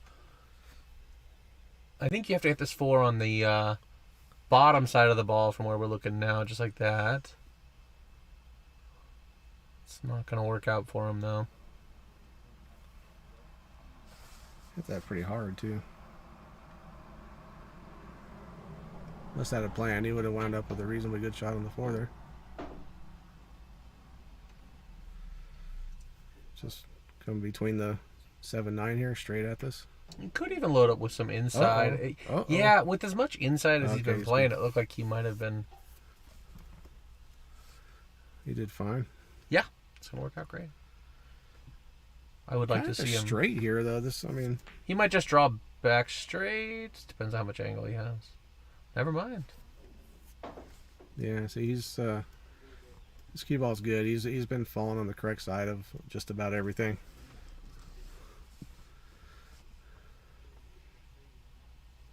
This is always more intimidating to me. The guy that just has the cue on a string and never has to shoot hard shots, rather than the guy that makes 5 trick shots every rack to get out. I mean, you just feel like that's going to eventually break down when the heat comes or whatever. Not saying that necessarily that's what's going to happen to Chuck, but it's just always more impressive to me. I find the guys scarier that have the perfect cue ball control, and Skip's cue ball has been better tonight.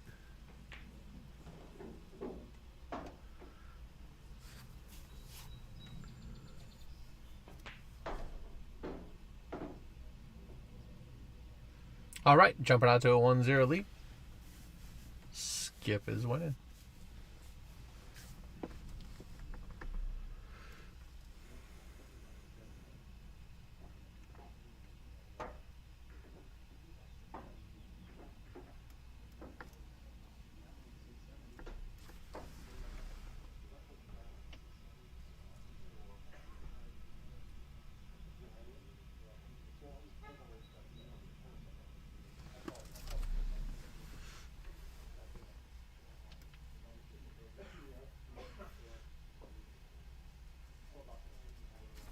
I'm looking forward to Friday night's match too with Musa and Tony Garcia. We mentioned a little bit ago, but I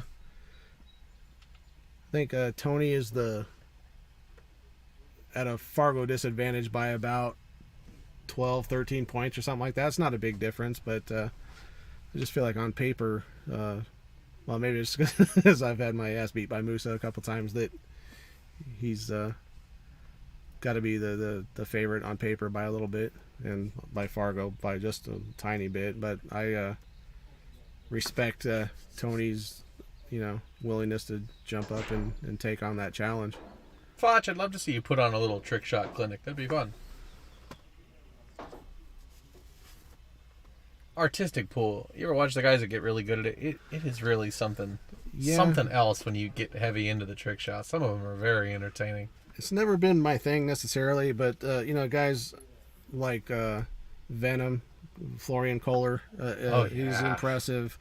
And I've seen Mike Massey's been over. It's like Danny Kays is where I came up playing pool, and Mike Massey's gone there and done a couple exhibitions over the years. It could have been 15 years ago the last time, but if you've never seen Mike Massey's finger pool, you're missing something unbelievable, because it is. Have you witnessed that before? No, I've never seen this. What does this guy takes? He'll put a ball on the spot and a ball hanging in one of the corner pockets at the foot of the table, and he'll take the cue ball in his fingers and he'll go snap it and flick it out there and make the cue ball masse around and pocket that ball in the corner pocket, and then he'll progressively move the cue ball closer to the end rail and do it till there's about maybe a ball and a half width between the rail and the ball, and still make that shot from the with his hand from the end of the table with his fingers by snapping his fingers out and flicking that cue ball out there and controlled in a controlled manner, making that cue ball just go out there and hook 90 degrees around the backside of the ball that's froze. Well, not froze, but that's 3 inches off the back rail, and still make that shot on command just about every time. It's ridiculous. I've never seen anything like it. He's a really big guy too. He's got his huge hands, right? 2 catcher's mitts. Yeah, that's ridiculous. He's a huge dude. But that's something I've never seen anybody else even come close to, and it's unbelievable.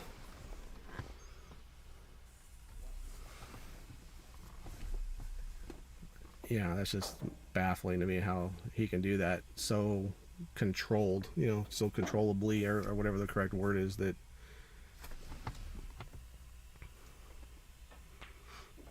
okay. All right, Foch. Good to know, Foch. Me and you got to get together one of these days. Sounds like hanging out with you is a good time. I picked the wrong week to stop sniffing glue. That's a really good shot. Yeah, nice shot.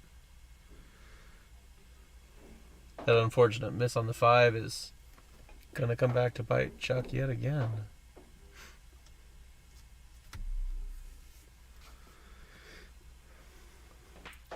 Also, Earl Strickland's wing shots. Have you ever seen those? Those I have seen. That's amazing, too. 5, 6, 8 in a row sometimes. Easily. Yeah, 12. That's great. Yeah.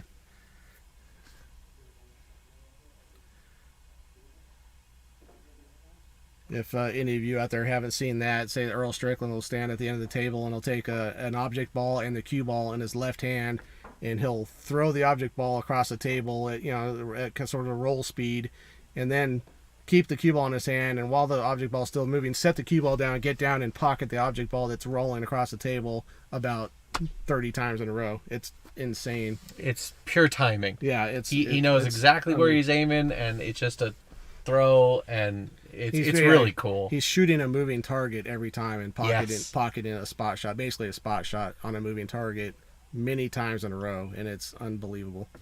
I used to try and do that, actually. I was able to do it maybe 2 times in a row at the most. If I made contact with the moving ball 2 times in a row, I'd be proud of myself. That was after probably an hour and a half of trying it. I was able to make 2 at once. It was not an easy feat. Pretty impressive stuff from both of those guys. And then, Florian with a lot of real radical masse stroke shots and just jump every shots. masse you could ever think of, the guy's pulled off. Yeah. And then there's like Stefano Palinga. He's I want to say he's living in Vegas now. He used to be like the world champion at the artistic pool stuff, competing against Mike Massey and stuff like that. So another guy that was really good at it. I think out of Rome, Italy, but relocated to the United States a while back.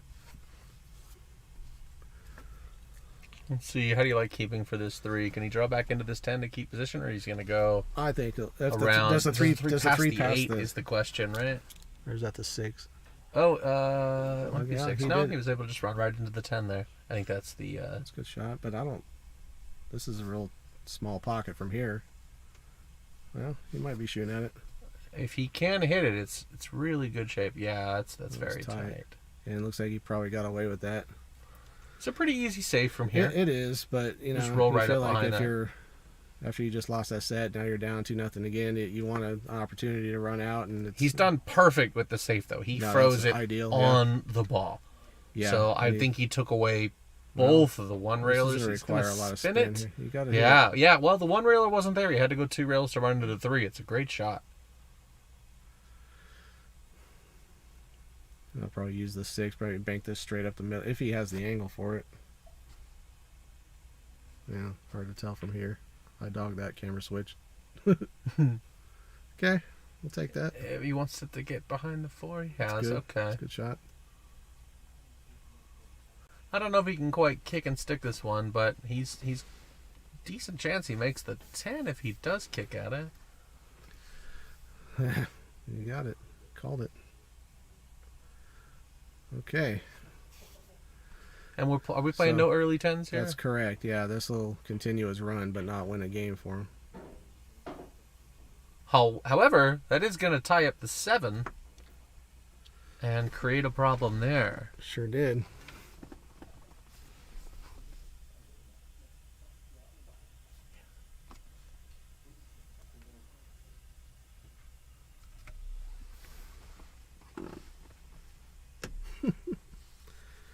What does JHC stand for?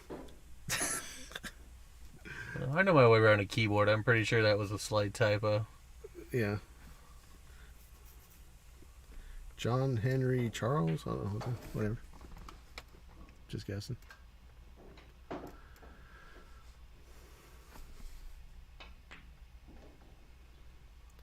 And what are you seeing with the 7? That's kind of the big question here. Has he got enough angle to draw down here by the 9, maybe. If he has that angle. It might be cuttable down past the 9, but I don't know. He looks a little bit straight on this ball. He might be able to go into it. Well, maybe it does go past the 10. Let's take a look here. Or is he going to try and... Oh, maybe it might just go past. Yeah. It is so close. Yeah, I think he's going to call Abe to take a look at this one, maybe. Well, they're definitely having a small discussion about it. Let's see how it goes. Frank Nordman. This match started. This is the third game of the second set. Skip won the first set by a score of 11-8, I think it was. Well, there's absolutely no doubt about that one. He hit the 7 clean. A little closer to the side pocket than he wanted. Straight. Oh, he might even be corner hooked. This is absolute nightmare right here. If he's not corner hooked, he's just going to have to roll this in and try a shot from a mile away. He's jacking up on this like he's trying to get... Nope, that's all he could do. He did good, just getting his cue ball that far off the rail. Well, spot shot from on the other end of the table. Okay, this will be a big one.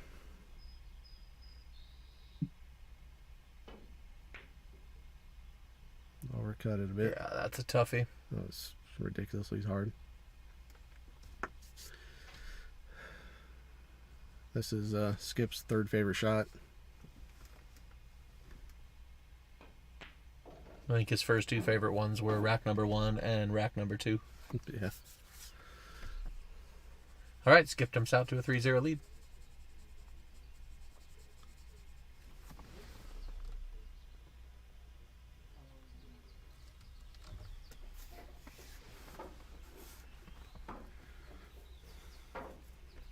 Jeff Gregory, do you have any more matches lined up over there with Collins? Or any on your own? Any rotation action by any chance? I don't know if I mentioned his match was 1 pocket last week or whatever. Oh, no, you didn't, but yeah. I didn't catch it, unfortunately. Seems like that's his game of choice, but I'm sure he does all right at rotation as well. A fellow 1 pocket lover. If I had it my way, we wouldn't play rotation games at all. Everybody would just play 1 pocket all the time.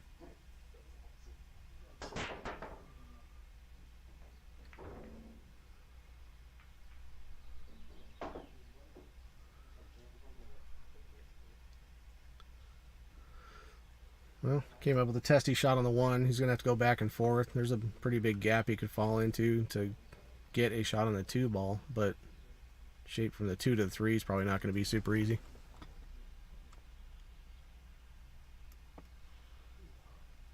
Meter, was that a reference, a song reference that I didn't get? I'm terrible with those kinds of things. Yeah. Well, he definitely hit it hard enough to get the gap there, but he's missed the 1.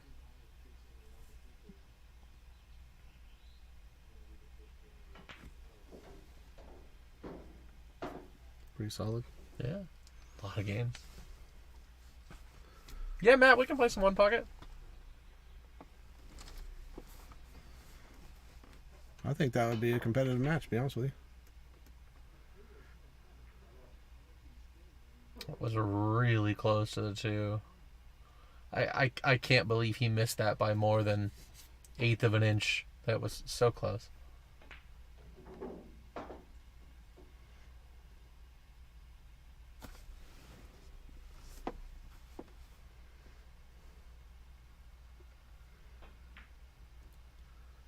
Oh, interesting development.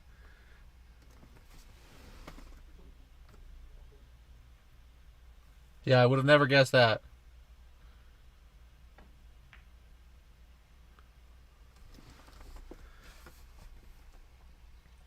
The only modified version of that song I remember hearing with alternate lyrics was on 8 Mile, when it was like, I live in a trailer. Remember that? Instead of Sweet Home Alabama. That was a fantastic movie. It wasn't bad.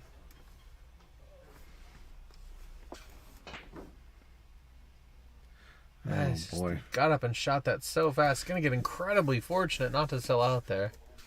Yeah. I would like to see a little bit more pre-shot routine and concentration and better body language out of Chuck than that super fast, almost no practice stroke, get up and rifle stuff in thing, because I think he needs to settle it down just a touch and find his stroke again. He's very much a rhythm player, and he's almost taking himself out of his own rhythm. I mean, the times I've played with him, you can tell that he really gets his own pace going, and yeah. I'm not seeing that a lot right now. It's too fast right now. He airballed that. Eric, this is a 4 1/4, I think? 4 1/4. 4 1/4 inch pocket with Simonis 860 HR cloth.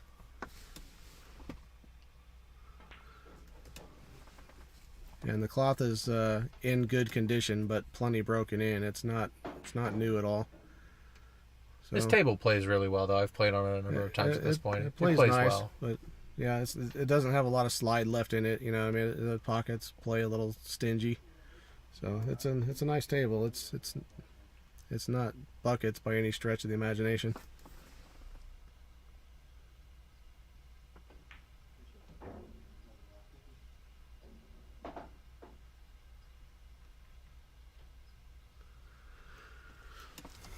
So Foch thought that the lyrics to Sweet Home Alabama was "We Smoke Marijuana." That's a... Hey, I've confused many songs over the years, so okay. That's a definite misheard lyric. Yeah, no trouble, Eric. All right, 4-0, Skip.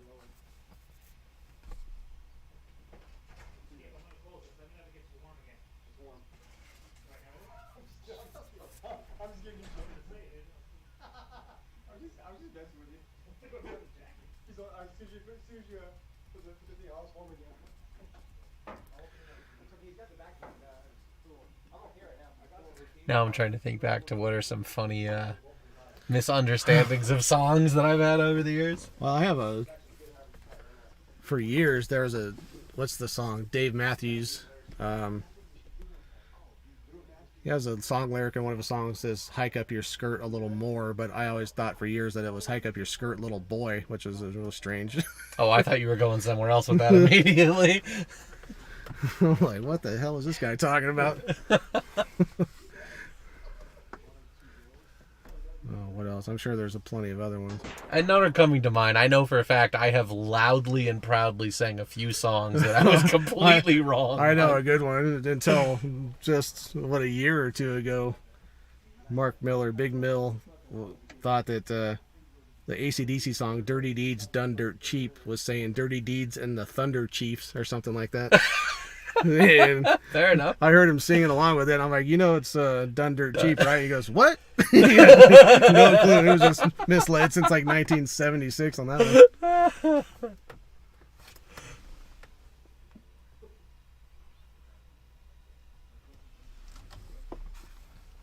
Well, is there any kind of a... I won't even change the camera. I'm not going to know. By the time I can see if there's a gap, he's going to shoot it. Let's take a look here. Once again, there might Does be... Does that pass the 5? Might be. I think he's got a jump shot to hit the 1. I don't know if the 1 passes the 5, though. He's jumping. It passes the 5. Jeez. It's a great shot. He's going to be hooked on the 2 here, but I would expect to see he's going to kick behind this. Yeah, but that 2 is probably going to hit the 9 ball. If he shoots to get it past the 9, his cue ball is going to leak past the 10. He also might try and come up to put the 2 in between the 9-10 and kick at it like that. Nope, he was able to get past hit the it great. Hit it great. Yeah, that's a good shot. This is almost a mirror of the shot that he just jumped and made in. I mean, a little bit closer, but this is basically the same shot.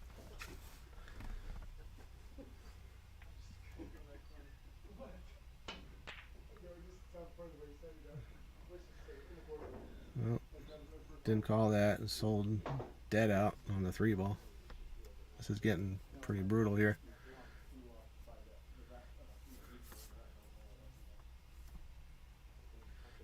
Now I'm trying to think of more misheard lyrics. That's kind of a fun topic. If I think of any, I'll let you know. The only one that came to mind is not appropriate to discuss on the stream. I got you. Okay, he's going to get another shot. Ooh, okay.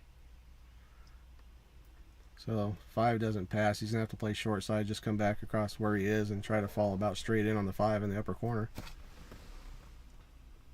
So far, no break and runs. One in the first set. Yes, I meant in this set. There have been no break and runs so far.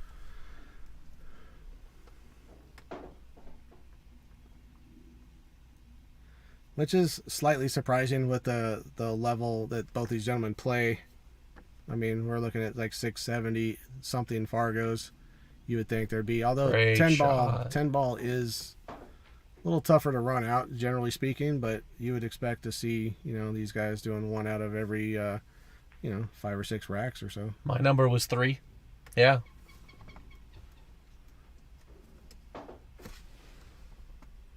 I've been surprised that the more I keep paying attention to that stat, the more often it turns out that they don't even get to the number I think, though.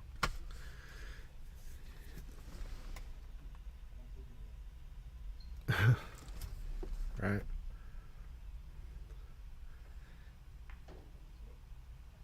Oh, overran that a little bit. Watch out, Timbo. He's going to get fortunate to get a shot in the side here.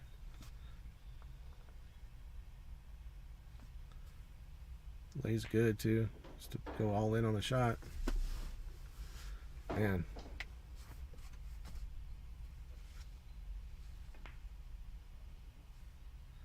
Oh. Yeah, we got our first concession. That one.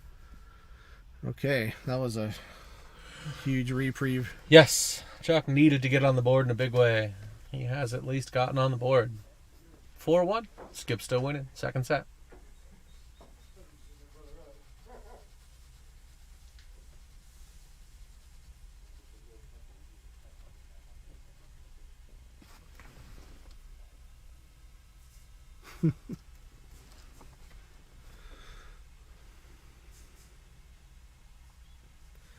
I think the small number of breaking runs, because we've been kind of keeping a little bit of track of that stat and all these other matches with lower rated players, guys in the low 600s, and you would expect to see some breaking runs out of them. We had a 9-ball match that only had one breaking run during the entire race to 13, I want to say. So for people rated at 600, I pick 2 as my number. When you get up to 700, I'm picking 3, and when you're getting up towards the 750s, I might even say 3.5.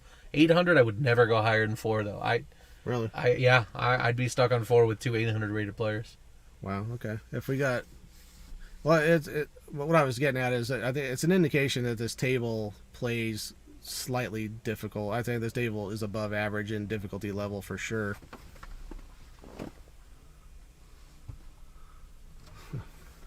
So that was an interesting push. I'm curious to think if he had any expectation of Chuck shooting that ball. What a jump.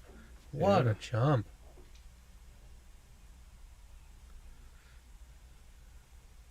So I think he's going to have to send this 2 up probably between the 6 and 8 to the end rail and probably try to bring his cue ball back in the neighborhood of where it is. Or I like drawing towards the 4 and sending the 2 ball in between the 9 and the side pocket and trying to hide behind that cluster that way. So like the Z bank. Kind of. Up to the end rail. I like drawing into it because of that 4 balls there. Just nice little cluster to try and hide behind. Okay, looks like he might be doing something like that. Oh, he just went straight for the bank shot. Man has no need to play defense. Well, I mean, he hasn't been playing like that up to this point. So he's starting to feel like he can't lose now, which is a scary sign. But maybe it'll coax out a couple mistakes and let Chuck back in. We'll see how it plays out. It's an interesting dynamic.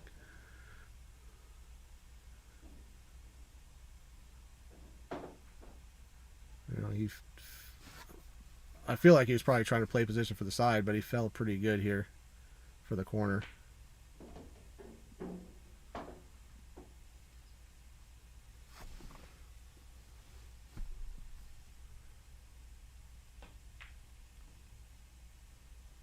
Okay. And hasn't really sold anything. Got away with that one. But with where he put his cue ball, he was going to get away with it even if it hung in the pocket, probably. Ooh. Okay, well, this I ended up a believe little that bit tough. 6 is going to pass the 7, though. Think so?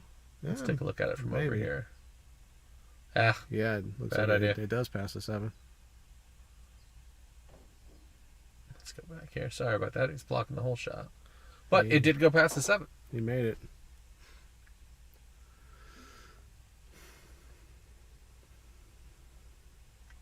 Should be able to just more or less play a stop shot here and have a decent shot on the 8. Might have had even more of it than I thought if he was able to draw back a few inches.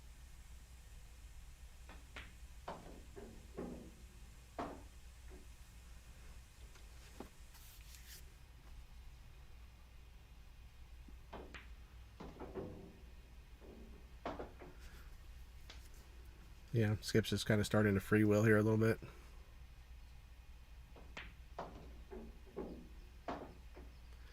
Just jumping out to a 5-1 lead. Getting no pressure put on him. That's kind of what you'd expect at this point with him being up a set, you know, and not getting a lot of resistance at this point. Yeah, the only game Chuck's picked up was the one that he missed a 10 and gave to him. Right. So It's getting filled with confidence here.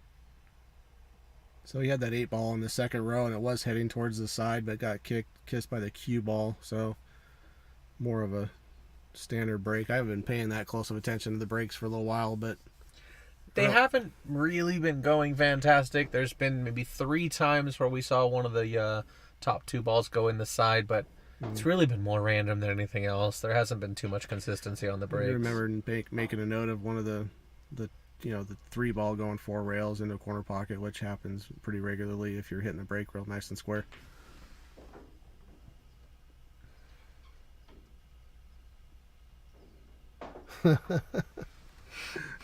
Now I'm gonna leave her. Oh no. That's pretty funny, Stacy. I like that one.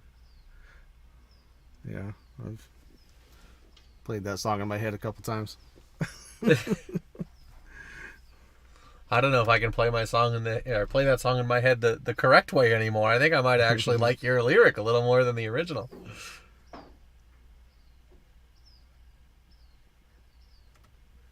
But then he immediately goes on to say, "I couldn't leave her if I tried." So that.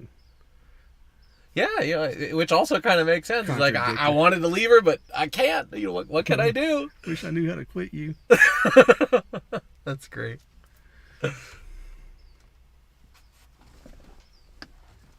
Getting shape on this 6 is a little tough. Thanks, Stacy. Let's keep this conversation going. Yeah, I like this. This is really good. This is pretty funny.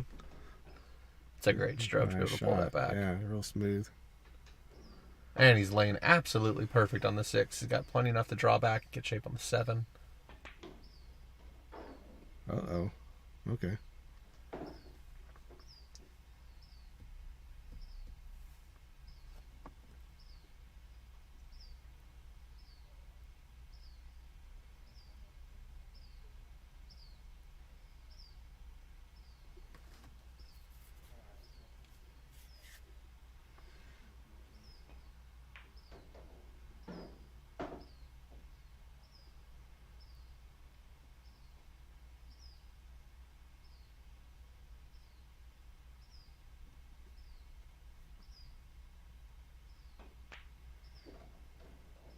Another good shot. Very similar to the shot on the 5. Didn't need as much draw, but also a really good shot.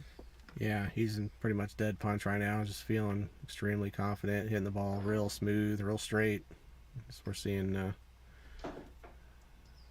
seeing some good stuff here out of Skip.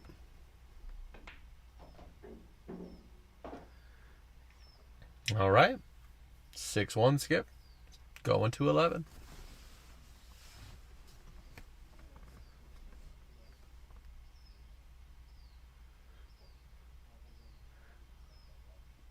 I know there's a commercial that I used to get wrong from way back in the old days, showing my age again, that I probably can't repeat what I thought the lyric was, but it was the Cal Worthington car dealership commercials back in the day. Oh, was it gotta go see Cal? Go see Cal. Go see Cal. Go see Cal. Go see Cal. Yeah. Yeah, Corey, Skip is definitely feeling it right now. Chuck needs to find a way to kind of slow Skip take down, that away. really. Through some safety play, because Chuck is probably feeling about the opposite right now. I'm sure, with a couple misses he's had, and his confidence is probably on the low side, and Skip's is pretty much maxed out. So it you almost need to feels... find a way to take that away from Skip with some frustration through safeties, making him, forcing a couple errors, but just continually trying to fire at shots when you're not swinging at that straight at the moment is probably not a winning strategy, in my opinion. It almost feels like that's even going to be harder for somebody like Chuck, who's just so used to being a shot maker. Yeah. It's so outside his repertoire. That hit. I mean, a great hit, but, not in love with how quickly he got up and fired at it. You know what I mean? It was... Yeah. It was I'm not going to go on a limb and just say it was a pure guess, but I was going to say it was a good guess, but, he obviously saw it correctly, but that was awfully worrisome fast. when he just gets up and fires at a ball. Yeah. It shows a little bit of a lack of concern at the moment, which that one ball did wiggle. That moved, yeah. Good shot. And we're just getting all the goods out of Skip right now. Great safety play. He hasn't had to kick too much, but he's doing a pretty good job with all areas of the game right now. His kicks have been fine. He's been jumping pretty well. Cue ball control is obviously on point. Yeah, he's playing a great set. Yeah, his speed control is definitely great right now. Definitely adjusted this table, perfectly comfortable on it. And just, again, coming out of the kicks and stuff like that, also getting the lion's share of the roll of the balls, with, Chuck has made some good kick shots and basically just sold that out, and then you're getting not so much that from Skip. So things are compounding in a hurry here. It's looking fairly bleak. I mean, if Chuck can find a way to get 2 or 3 games in a row from, starting in any kind of momentum, this game or the next one, then it could start to turn things around. But if things continue the way they are, we're going to see a little bit of a landslide here.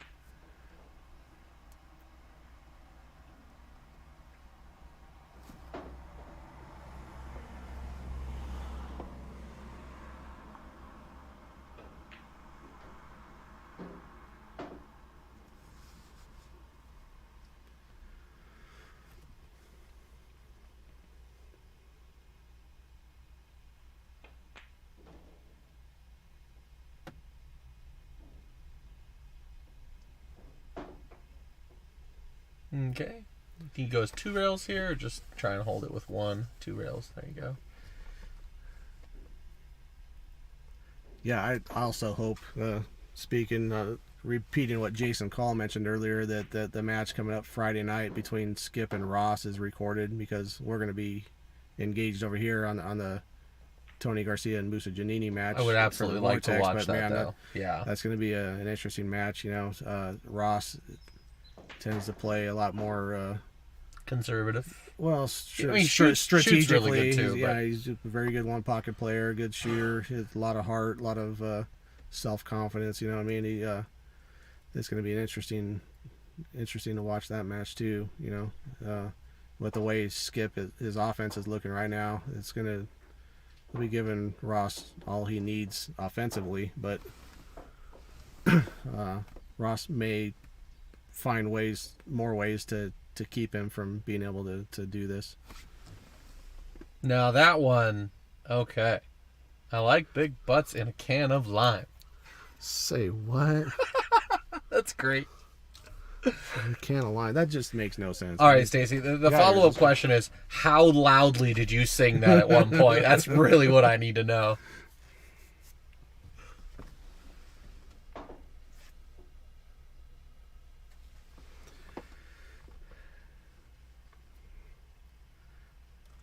This is a little tough to see I think he can get by the 4 here, but if not, he should be able to just go ahead and play a stop shot and get that 2 rails out. But he can. What Chuck really needs is to concentrate on this match and go find a way to keep him from having open looks. Even if you can't, you're not able to get out, you just have to keep him from seeing the ball. I don't know. At this point, the only way he's going to be able to do that is to kind of knock his hat down a few more inches.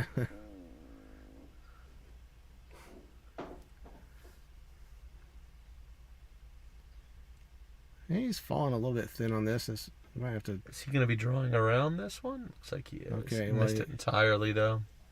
Yeah, he undercut it trying to hold his ball, and again, probably got away with it. I think I would have liked to see him just go 2 rails up and down the table with that shot. Did he get away with it? Maybe if you can see this is okay. Oh no. No, okay, he's okay. He's all right. I thought that was going to creep up on the back. Yeah, he rubbed the 9 going through. What happened? He must have grazed the 9 on the way in. Wow, I didn't see that one either.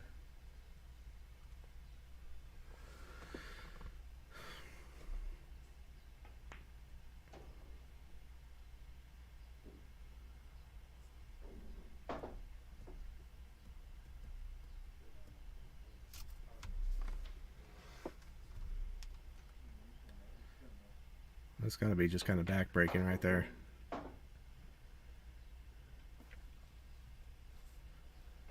He looks like it. Okay. Could have used another foot or so out of that one. I mean, not that this isn't doable, but let's take a look at this angle here. Yeah, okay. It's not so bad. And by not so bad, you mean practically perfect? Yeah, from the other angle, it looked quite a bit thinner than that to me, but...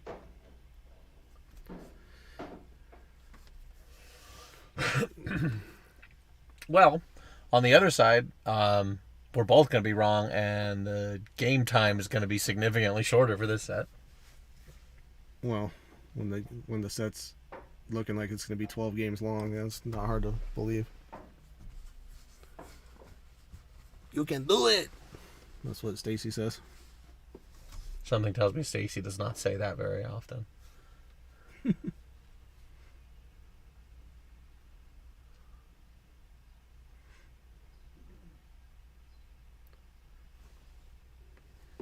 By the way, Stacy, we're going to convince you to come out here and get in a couple of games.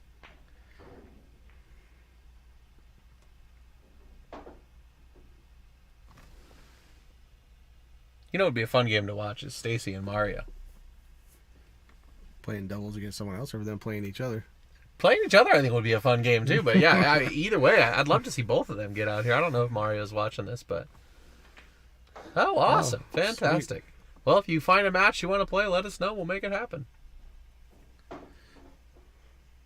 Sounded to me like you just called her out. I can't say no to anybody.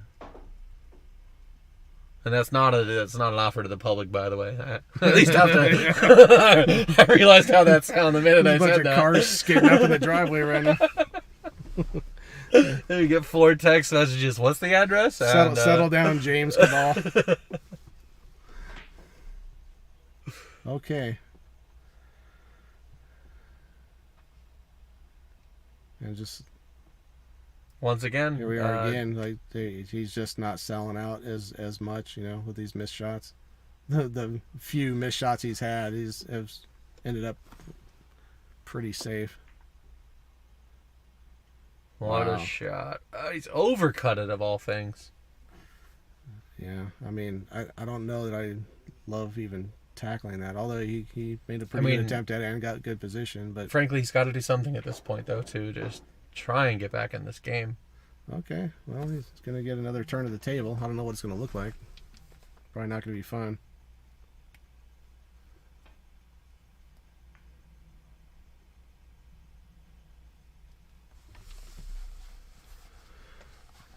Looks like it might go past the 8 here. Yeah, position's super tough. Much defense. Position's tough here. If he hits this with some outside, yeah. Well, he got away with one. Maybe. Fortunate roll. Maybe. Yeah. It's I mean, it's obviously a kickable shot. You want to go just nice hit. You can't even get time to talk about how to make the shot, and it's already gone and stopped moving. Yeah, I mean, he needs to make some sort of a change here. This is it's getting out of hand pretty quick.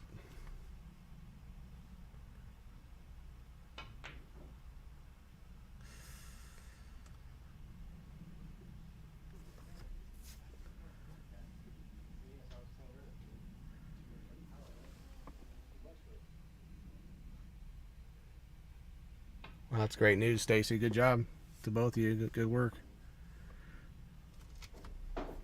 Yeah, that's great.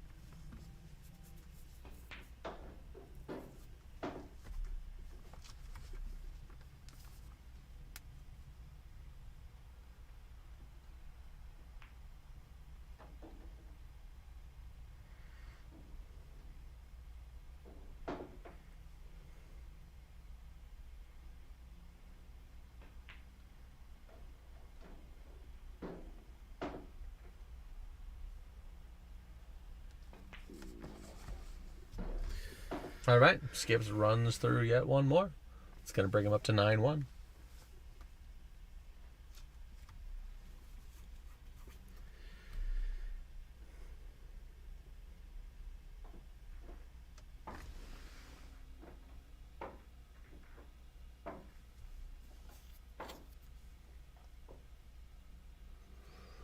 Pedro. Hey, Pedro, how you doing?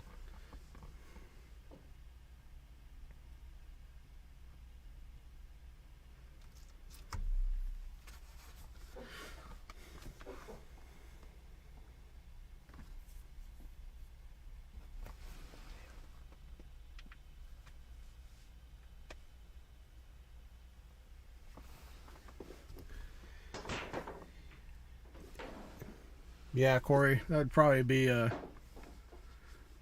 mean, Skip is playing well right now, but he's partially doing so because he's getting a lot of opportunities and no real pressure put on him. I suspect that while his offense that he's showing right now could hang with James's offense for the most part, he's probably going to get fewer looks, and that will change the set dramatically. Yeah, that will change the dynamics of the confidence level and all that. I mean, not saying he can't do it. I mean, he's playing great, but James is a super seasoned and tough. He's in a lot of action. He's very confident, and it seems like the better his opponent plays, the better he plays. So that'd be that's a tough matchup for a lot of guys. That one almost got spit back out. That thing barely went in.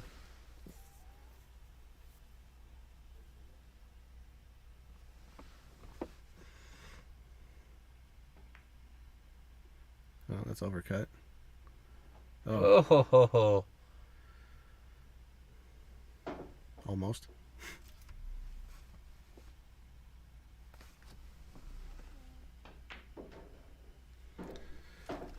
I heard about that. That's just that takes something special mentally to play against a former champion. You know, Corey Deuel may be a former world champion. He's definitely a former U.S. Open champion. I mean, I know he's not playing at the level he did 20 years ago, but he's still an extremely good player. And for someone like James to come up and draw him early in a tournament and come out and open up with a big package like that just shows a lot about what James's mental state is right now, and that's going to be that's hard to overcome. You know? Did he end up winning that set? Yes, he did. Oh, brother.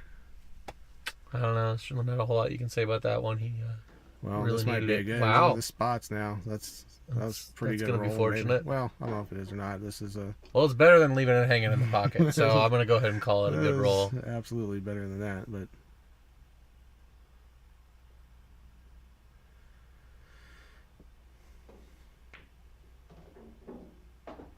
Did not matter.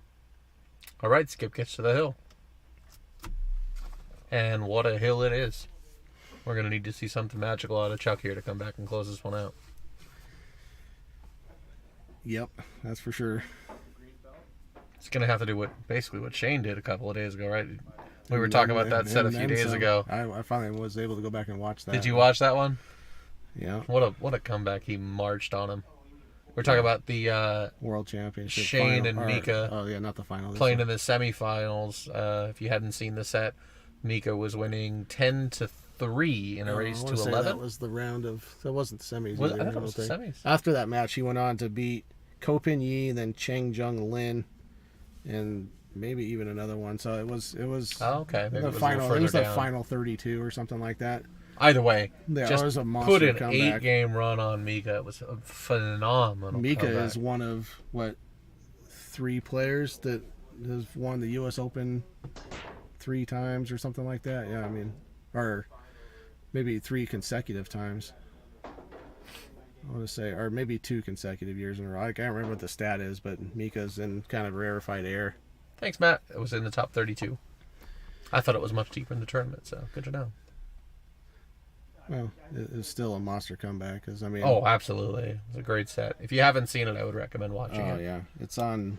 I'm not spoiling anything by telling you about that run. Yeah, no, there's nobody that... There's very few people in the pool that haven't run across that on social media. At least the news of it. So it's worth watching, though, for sure. It's some great pool.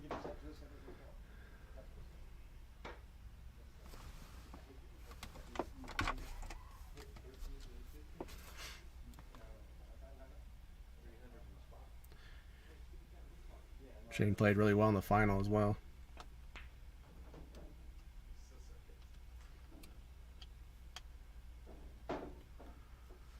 Can he, if he makes his 4 inside, can he get past the 9? He must be able to. Yeah, okay. He's just able to nip it there. I think we're seeing the last few balls of this rack here, or this set. It all lays real good.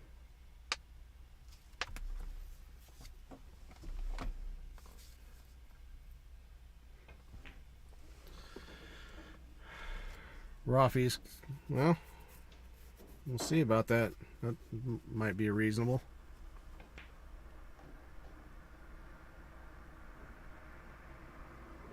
I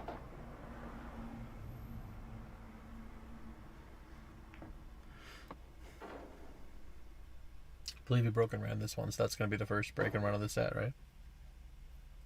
And that's going to be the end of our action here tonight. That is the end of the set.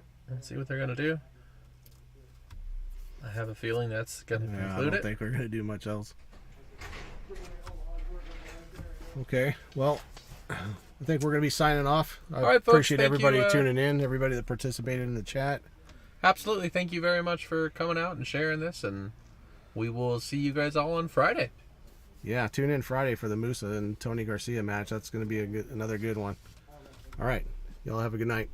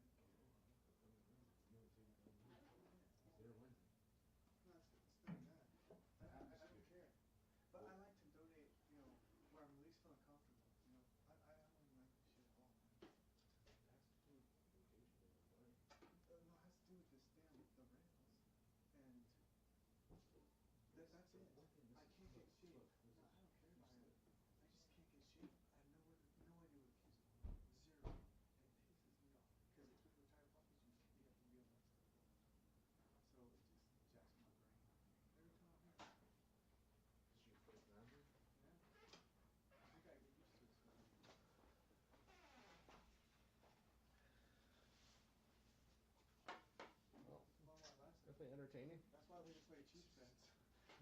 I like donating, but like, you know, I don't know. I can't get used. I'm not can't get used to this thing. There's nothing. Okay, now that's over. Why am I a piece of shit? I can't. What happened? I don't barely remember you. Oh, well, that probably explains it. When you were hanging out at Danny K's, and then you got in a fight at Omar's house at his birthday, you were just being a real big asshole for every time I've met you. I've run into you probably about 8 or 9 times over the years, and you've just been a gigantic dick every time. Apologize, Michael. Mark. Sorry. All right, let's go back to this.